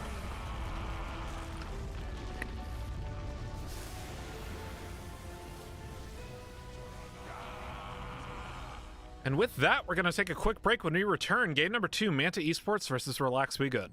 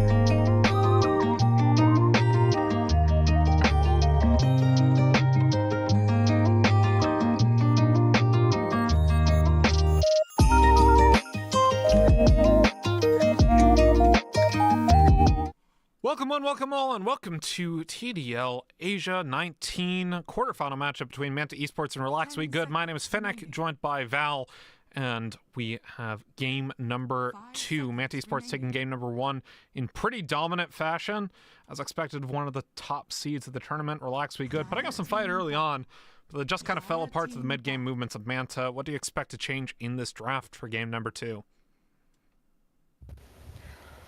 I think Manta Esports might still try to. They generally have a very good dressing roll. I think Relax We Good will probably look to pick better heroes that are better in lane generally, rather than heroes that have very obvious counters, such as last game with the OD, and they didn't ban out the Rubik, so mid lane was very easily countered, and that mostly led to Manta snowballing early. And Relax We Good, they opted for last pick this game too, so that's a change from last game. Yep. Dire team ban. Banning out the Nyx Assassin, they thought that was a problem last game. I could kind of see it. 10 seconds remaining. 5 seconds remaining. Radiant team ban. And the Batrider ban as well. So do we think this is a first pick Legion for Manta? Now that they're given the opportunity. 5 seconds remaining.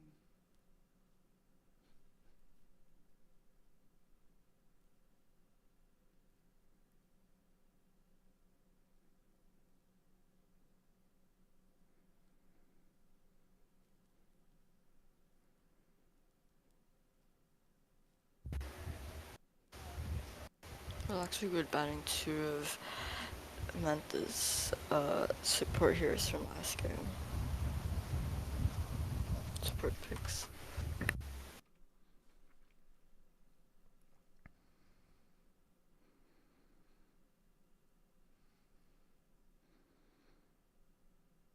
Manta.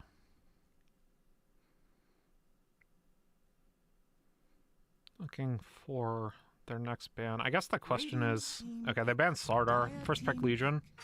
No, first pick Timbersaw. That was banned away from them last game, so they leave Legion up for Relax We Good. Timber can go mid or 3. I've seen it both on this patch.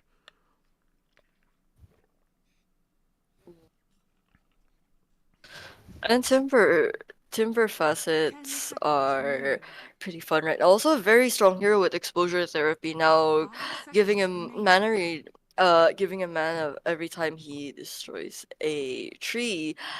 And his 2 facets seem kind of fun with twisted chakra, giving him a second chakra, but now curve. Yeah, Twisted Chakram I saw was pretty good in a series I casted last night, in the NI series, so I'm excited to see how they pick around this one. 10 seconds remaining. Tiny first pick once again for Relax We Good. This one, last time was played position 4. I didn't like it that much. I think he's much better as a 1 right now. It doesn't have as many obvious counters. However, we'll see if they decide to keep with that or do something else. It is into a Timbersaw, so maybe less likely to be that position 1 already.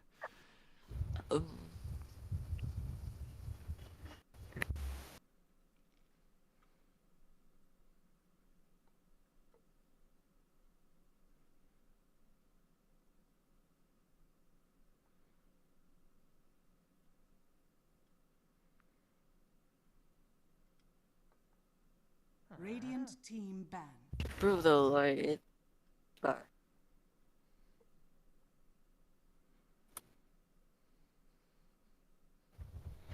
Going to be a Cuddle ban Dire team ban. alongside Earth Spirit. Earth.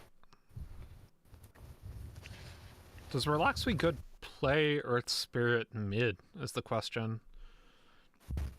Because these could be support bans, but they could also be mid bans. I've seen the Coddle mid being banned a lot 10 seconds in drafts recently. 5 seconds remaining.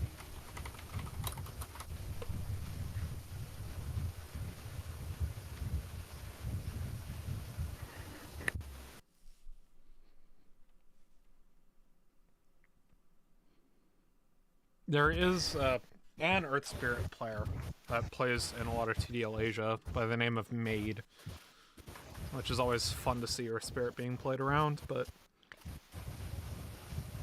ATM, that is banned Dire team alongside this Hoodwink. Hoodwink, so it's 4 out of 5 bans from Relax We Good are support focused.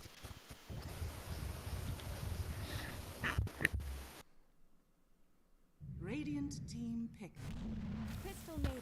And this, yeah, for,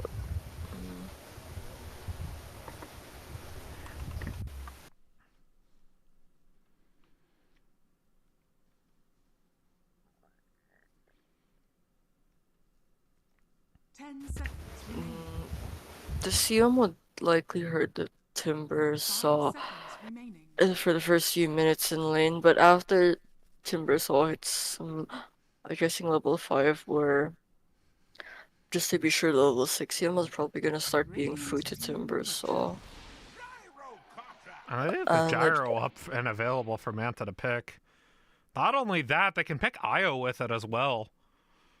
Because that wasn't banned away. And Io is very good right now. 10 seconds remaining. 5 seconds remaining. And the question is, do they go for the gyro Io? Or do they do something else? Not like Relax We Good can really pick. I mean, you could pick it for the Tiny if the Tiny is going 1. But we saw this is most likely a 4-5 from them, so they can't really pick it away.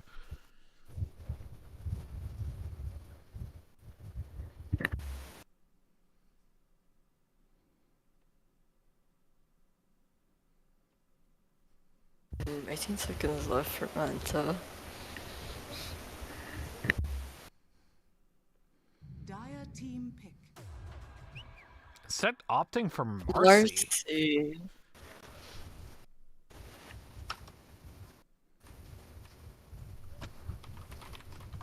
I mean, Marcy looks good right now. I'll give it that.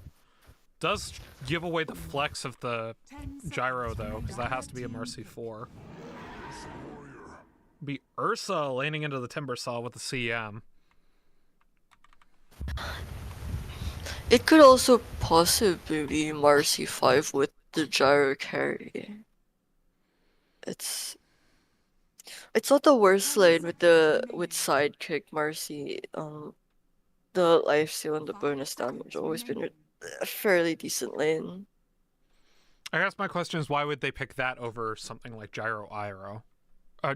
Gyro Io. Yeah.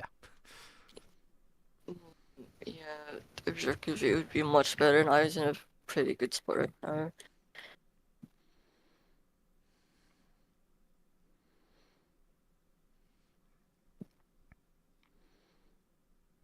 Relax, we get the pick. Probably going to be 3. Have to imagine, based on pick order from last game. They know they're lining into the gyro.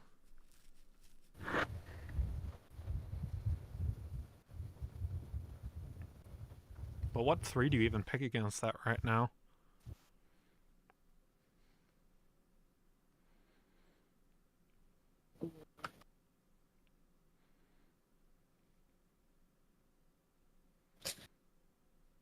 Maybe they could opt for something like a Mars just to keep the gyro. They could get pickoffs on the gyro, and nobody would be able to save him with the vision facet. I don't know what it's called. Puck. Alright, you were talking about this pick in the last draft, so what exactly makes Puck this pick right now?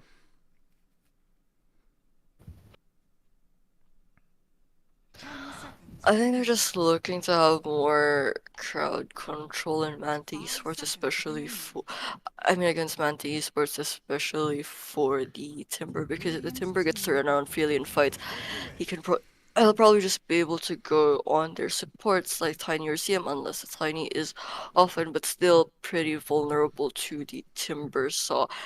And against Pingolier now, it might be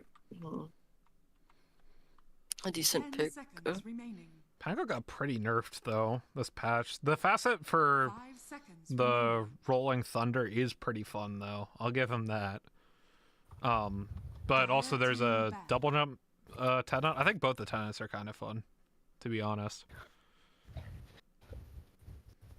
Both facets are definitely fun. I think they definitely had to nerf Pengolia this patch, like Swashbuckle, because double jump they'd be 10 bringing back seconds remaining. Shield Crush. Well, kind of with the bonus 5 damage seconds remaining. plus barrier. Quite some time ago, Pengolia support was meta, and they had to endlessly nerf his Shield Crash. Dire team back. Well, actually, good spending quite a bit of time in these last couple bans. Down to 3 seconds of their reserve time. Manti Sports banning the Kunkka with the Life Sealer banned from Relax We Good. So they think that this is a Gyro 4 and a Marcy 5, or a Gyro 5 and a Marcy 4. With Manta to pick. Last pick for Kimizu. I mean, it could be. The Gyro Flex still exists. The ban Faceless Void as well. But, like, I don't see Relax We Good actually having an answer for the Gyro core, if it is a Gyro core. Right? Like, why would you flex the support when Gyro 1 is so good right now? And, like, you can pick any support with them. Like, you can pick IO, obviously, but you could also pick something like Oracle, which is really good right now and synergizes pretty decently with the Gyro. Instead, they opted the CK, so I was wrong. It's a Gyro 4. Or Gyro support. It is a Gyro support.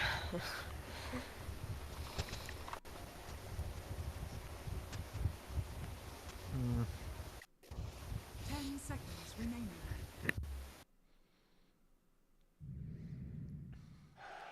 Legion Commander. Had a bit of a And- stretch, but you know, You know, we didn't mention that Legion Commander had been through the entire draft without getting picked or banned.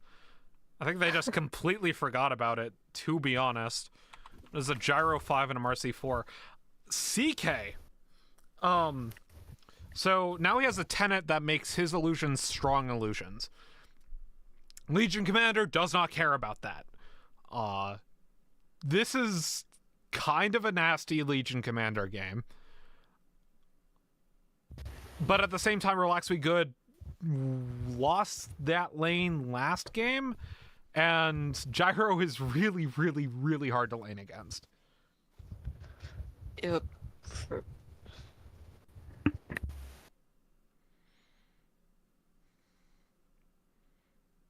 Looks like the Surf and Relax We Good is gonna be pretty strong early again. Like last game, CM and Ursa into Timber, possibly Gyro, Marcy. Although the Gyro has a lot of damage output, CM Root will definitely help with the Rocket Barrage. Yeah, but it is Eris playing the Marcy, so I'd assume this is a 4 Marcy and a 5 Jotun, or a 5 Gyro. It is the Twisted Chakram for Timbersaw, and the sidekick, as you mentioned, for Marcy, looking pretty strong ATM. Puck, though, opted for... which facet to Puck up for? Opted for Waning Rift, Jostling Rift. Jostling Rift.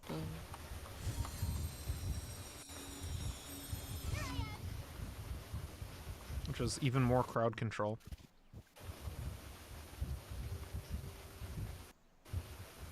Pango and Puck gonna spot each other at mid.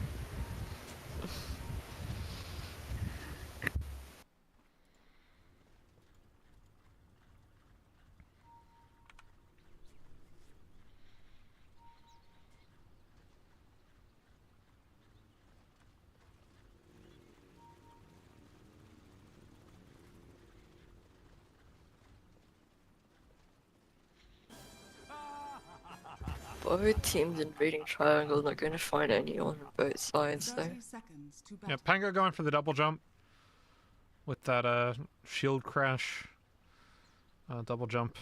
I think both of the Pango facets are really fun. I saw a game earlier where the other facet for the faster and more agile. Oh, Kimizu caught out. Timber. Never mind, Timber's fine. Timber just does timber things. The battle begins. No, I think both facets are fun.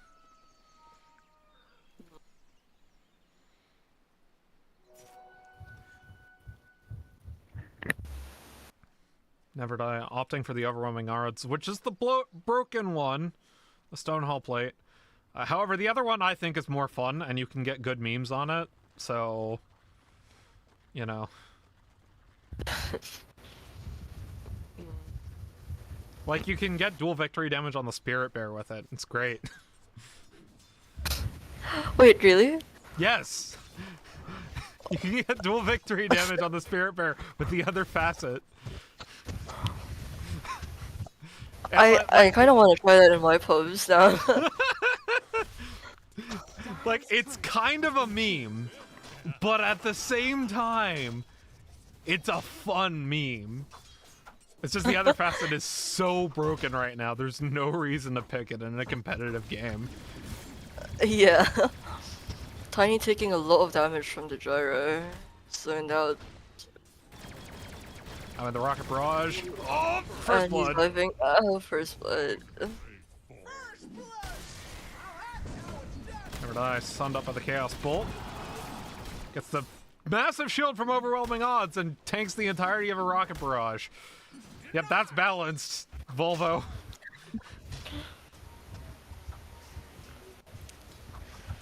State of mid is looking somewhat similar to last game. He still has a huge CS advantage over Moriaki.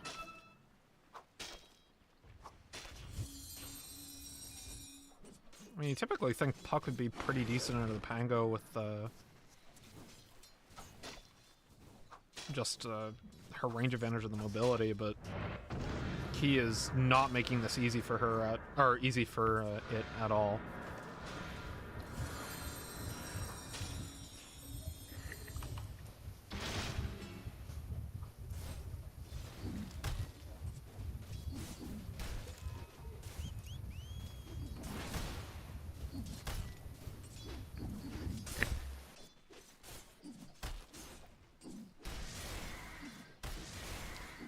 I just realized this is kind of a really nasty game for Gohan Ags.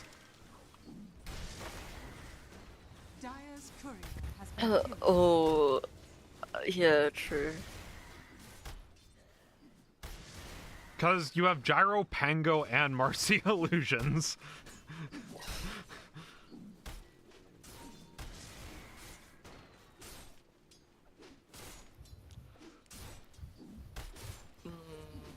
Bot side really contesting the Lotus. Jared gets it. I refuse you. Still, two of these lanes going very nicely for Manta Esports and heavily winning in terms of CS. Top side going dead even, which is not what the Ursa wants to see. Said Eris. Oh, Marcy jumping Might in. end up looks like dying Marcy here for it. died. Gets the dispose back onto Sad. Oh. No, he's taking up the tower. Timber Chain not good for the kill though.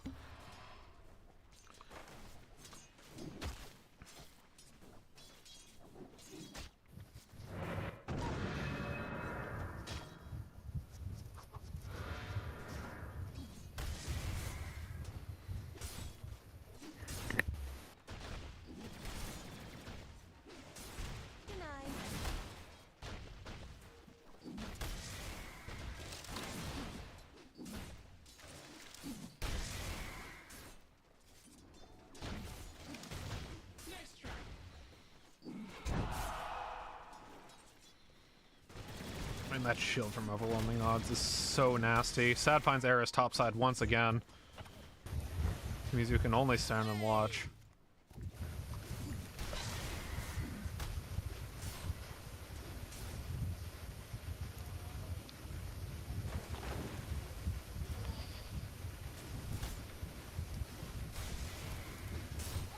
Oh, she's gonna get eaten.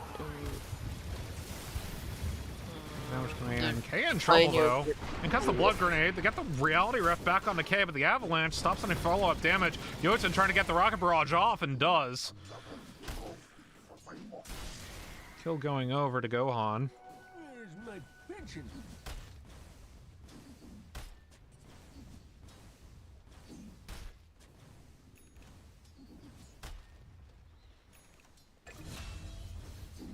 Fuck, Defense I- Mayriaki mid.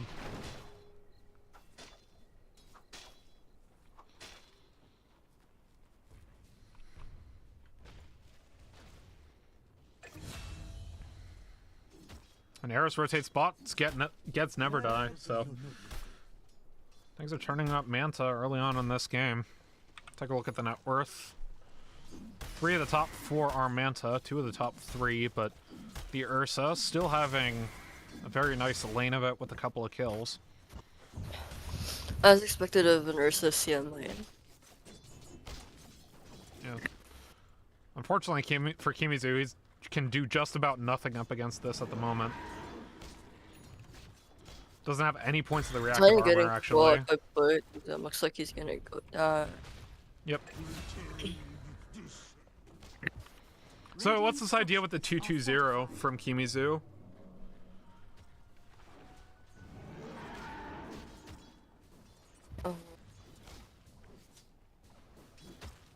He's probably just looking to fight as safely as possible against the Ursa, and he's thinking, just wants to get as much farm out, and he won't be able to win trades regardless of whether he had more armor because of Fury Swipes from Ursa dealing too much damage and CM's magic damage. Is what I'm guessing.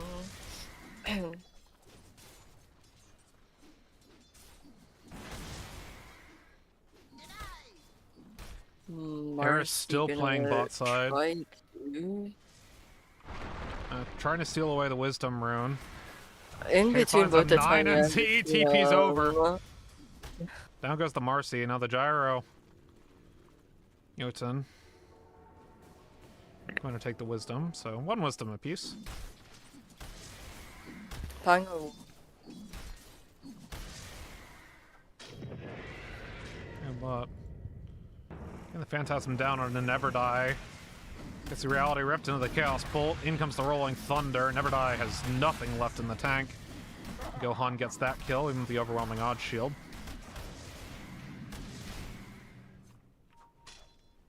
Dire's bottom tower is under attack.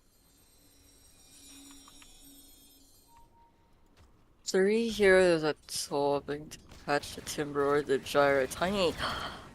Radiant's middle tower is under attack. You know, Gyro stopping that one on its tracks. Key finds a regen rune. I look for this puck. The shield crash over the swashbuckle. Mayriaki able to winning rift away from that one. Or That Illusory was away. kind of weird. The slosh sound effects. But... looks like Timber saw toss. No, RIP to Kimizu. Yoga and Gyro also here. He's still here, though. Might try to They get a continue to make return, moves on though. the sad. Get the homing missile out, but he gets stunned up at the CM.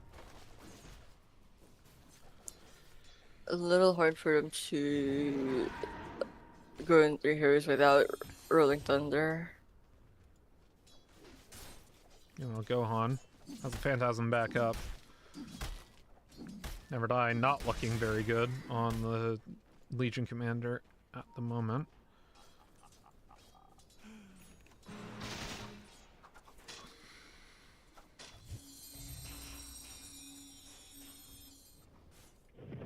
As Eris makes his way bot, the Phantasm used by Gohan.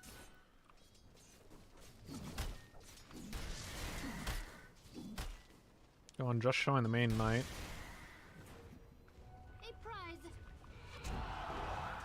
In comes the rebound. They can't get the dispose off. TP in from the Tiny was canceled. Dire are scanning. Dire's bottom tower is under attack. Sides against it.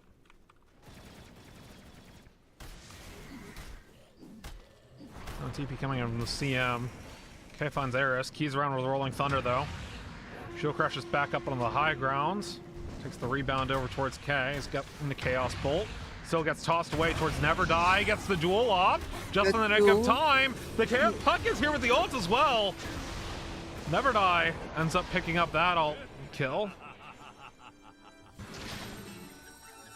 The duel victory. First duel working out for the Legion Commander. He's still around. The TPs are coming in from the Timber Saw. They keep on wanting to fight this. The rebound on him to 9. Miriaki able to TP away from that one, but Sad is way too far forward. Tries to get the ult off, gets a stick, but a massive Q from Kimuzu seals his fate with Ki for the follow-up damage. Never Die falling to the Timber Chain meanwhile. Miriaki dodging away from the homing missile as 9NZ tries to keep the rest of the team off Miriaki. DC from Tiny.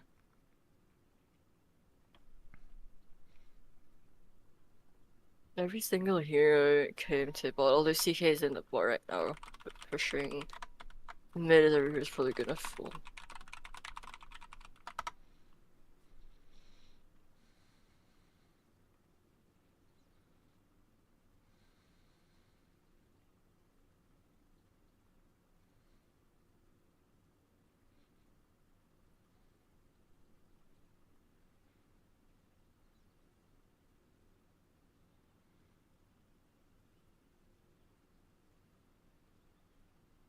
Trying to do my admin duties, but fortunately they're not responding.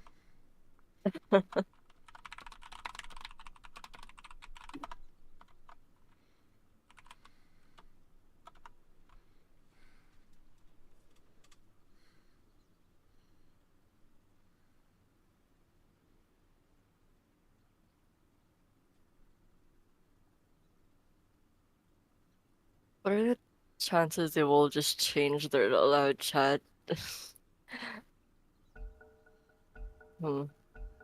Not sure. Either way, 9 goes down there. Dire's middle tower is under attack. I think all their diffusal blade, not on his courier. Dire's middle tower is under attack.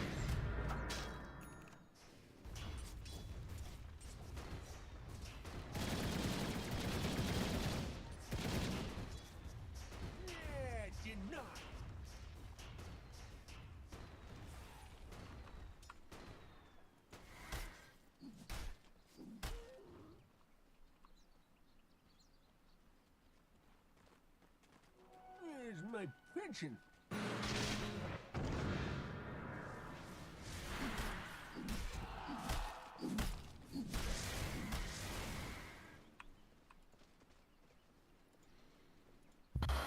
Right now, Manta is 5k net worth ahead of Relax Be Good.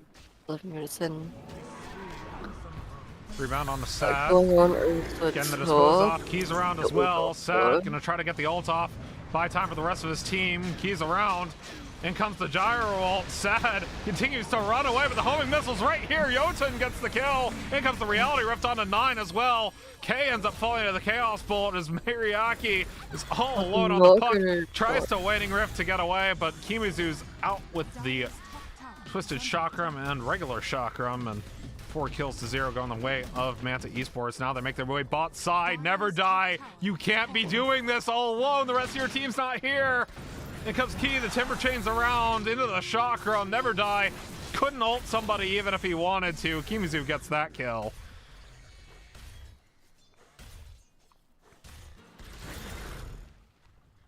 Dire's top tower is under attack.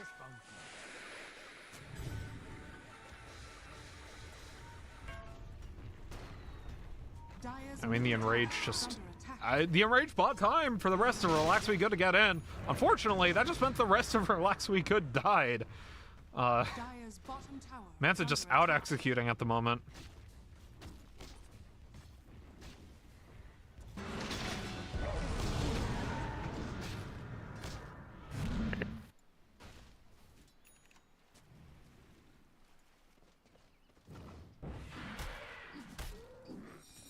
Dire's bottom tower is under attack.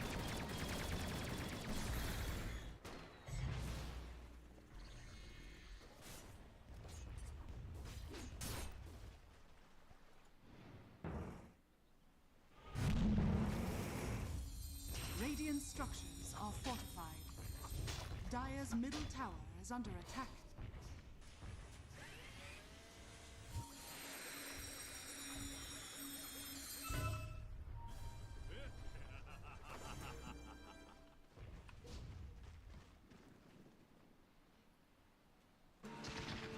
Dire's bottom tower is under attack.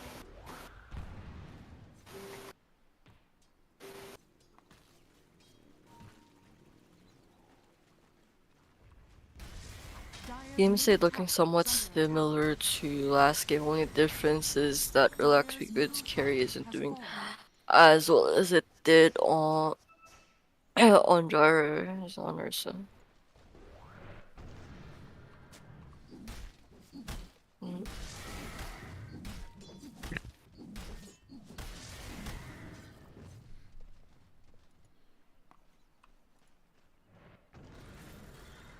Dire's middle tower is under attack. So here's some work that but they find the Marcy Pangolier. They get the Dream Coil as well. That's not who you want on it. Here comes the duel. It's good for the victory. CM's around with the ultimate, but meanwhile gets stunned up with the Pangolier. And now the silence lands onto the puck. She can't get away. Key, the Rolling Thunder, onto the Legion Commander. Never Die can't get away either. Kimizu with the double kill. Key continuing the moves onto K. Gets the swashbuckle out. He has no mana, so to speak. Fusel in 2 seconds with B2. Yeah, Gohan opting Still for this alive, Orchid eh? first item, by the way, after Armlet. That is disgusting. Saying, Puck, you cannot do anything. Buy BKB or else. Dire's bottom tower is under attack.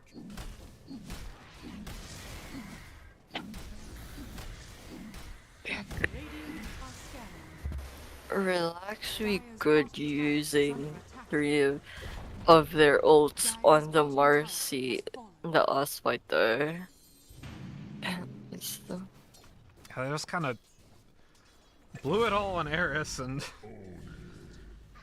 Legion TP's back to lane just to die.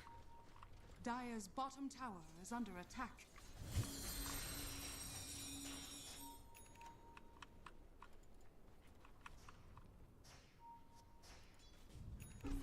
Puck looks like he's gonna get Oh, caught here. The and silence off. goodbye. And still, Whoa. That or I really like this Orchid pickup from Gohan. I really like. It's not something you typically see on CK, but boy, is it working. Dire's middle tower is under Getting a Chakram, a Twisted Chakram, a Q from Kimizu. Gohan making his way in, gets the silence, gets the Reality Rift. Auto for the kill. it's This is absurd. We are in me and my longtime co-caster, Angry Sun, affectionately call schlacking territory, where we are almost at 1k gold net worth advantage per minute. Dota plus win prop only giving 75% to Manta. I don't believe that for a second. Dire's middle tower is under attack. This game is spiraling out of control very quickly for Relax We Good.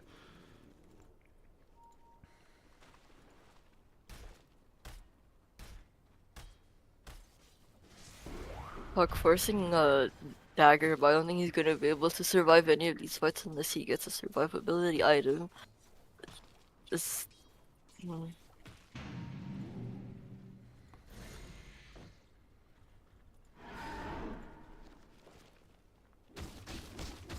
Agent Commander getting caught again. Under attack.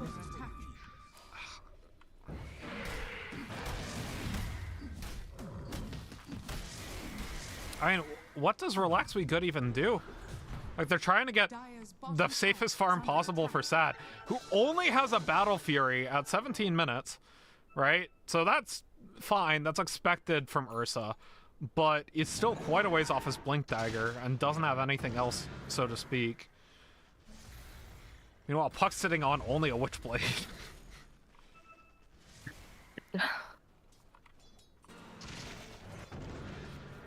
Smoke from Relax We Good.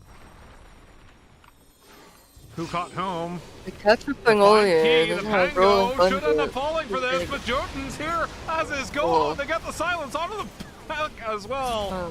Puck goes not funny. Oh, it's so over, man. Like, I hate calling games this early, but you get the pick onto the Pango, and 3 team members die for it. Gohan has a blink now. There is nothing that can stop this man. He forgotten the Manta, which is like basically the build right now on this with the strong illusions. It's like Armlet Manta. He bought 2 items before the Manta and is still gonna get that Manta before 20 minutes this game. It's disgusting. Yeah. Oh, there is just nothing Relax We Good can do. Kimizu is a monster on the Timber Saw as well. Lost that lane pretty handily. Now second in terms of net worth. Ariaki, what are you doing, my friend? You don't belong there. You're 3 levels down on Ki. Timber Chain from Kimizu. Trying to bait for K potentially as Gohan gets another kill on the other side of the map. Ariaki winning Rift, gonna try to illusory orb away as Ki's in with the Rolling Thunder. Still chasing though. That's the stun. Ball. In comes Kimizu.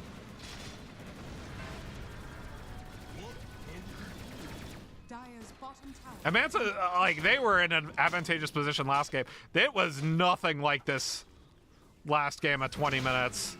Dire's middle tower. No.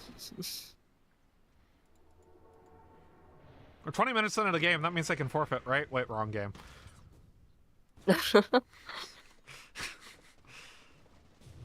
I really shouldn't joke about that, but the game is very over. 15 minutes. Well, that's right. You can do it at 15 minutes in that game. Yeah. Sad Dad. Never Die here with the ult. He will not even get that off. CM ult, 9MZ, CM ulting. bring all your Into the Reality haste. Rift. Get the silence off. Go home with the double. It's just...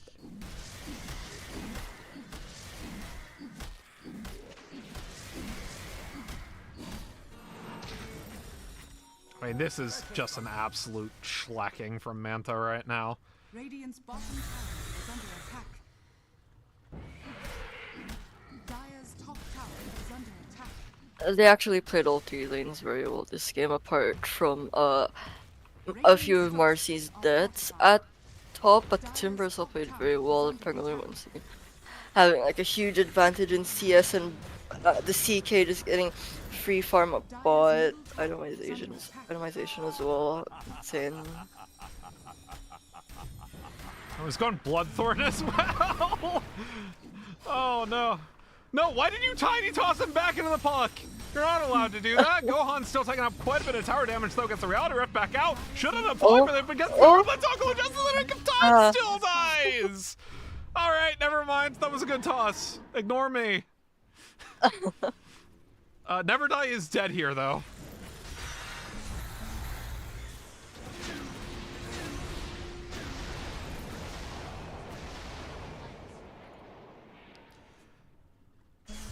And it's a smoke out from Relaxing Good, but the CK gone. They're still at a net worth disadvantage. Even with the CK gone, they're at a net worth disadvantage in the 4v5. That is what this lead means right now. Smoke on smoke action. K comes in with the avalanche. In comes Ariaki. Might be able to get the Dream Coil off in the nick of time, but they get the Pango first. Now to Kimizu as well. Tries to get out. Gets tossed up. Goes down. All right. Showing some signs of life. I like it. I dig it. Perlin wasn't able to get his roll off in that fight, and Darko personally didn't have ult. It was harder for a man to fight there, especially with CK Tom, of course.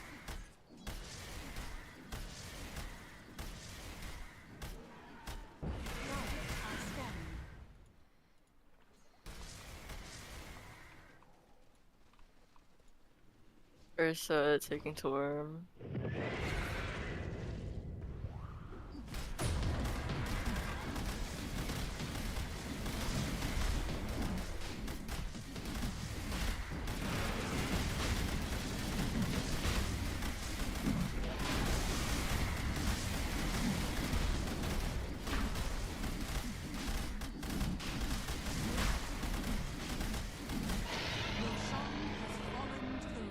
Sages for Gohan.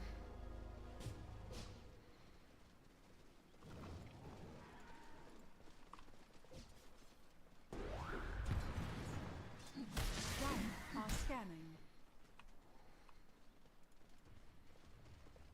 Dire's bottom tower is under attack. Radiant are scanning.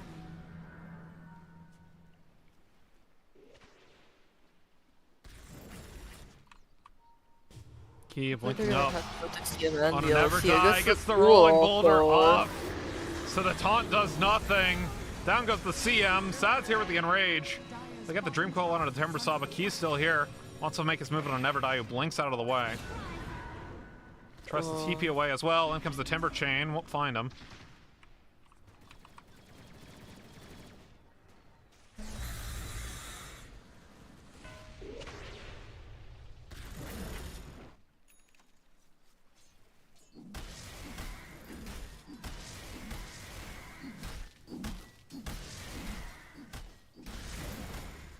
Currently, the courier icons in pubs are dots for both, are just like white dots for both enemy and allied couriers, and it's kind of trying to look at an.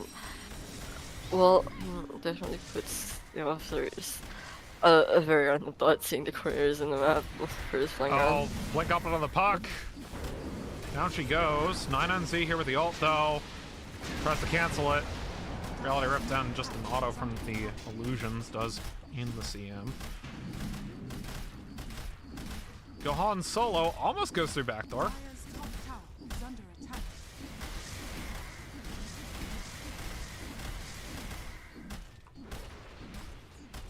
Dire's middle tower is under attack. Dire's structures are fortified.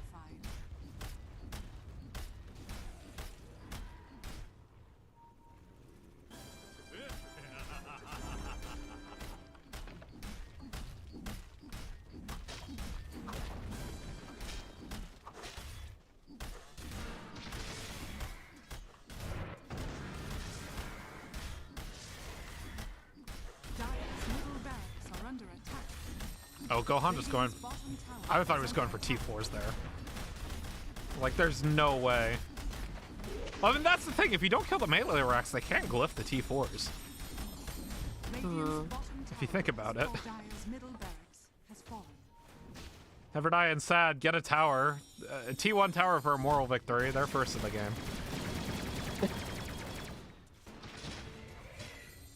Dire's top tower is under attack. Radiant's bottom tower is under attack.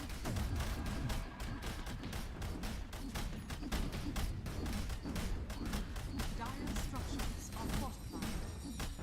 Radiant's bottom tower is under attack. Dire's top barracks are under attack. Radiant structures are fortified.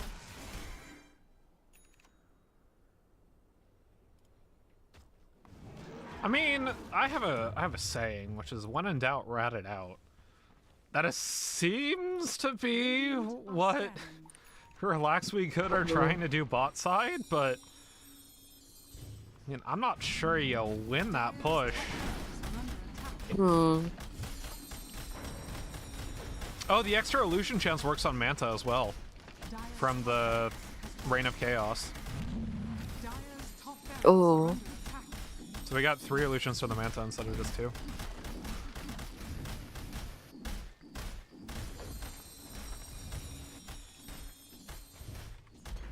Imagine if illusion escapes like Oh, this, it nope. would be pretty insane. See him in trouble, but Puck gets the winning Rift Silence out on the Gohan. They see the Ursa. Well, they'll kill the Ursa. Unleash Oh. Pop, Sad able to blink away, but in comes the rebound. But Into the dispose as well. Goodbye.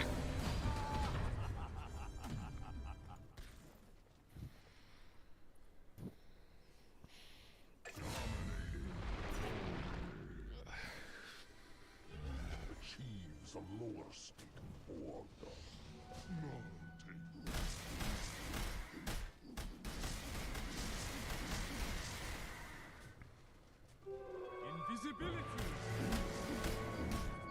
Aegis reclaimed.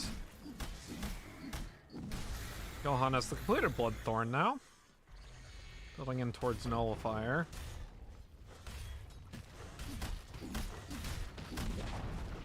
Dire's bottom tower has fallen. Dire's bottom tower is under attack.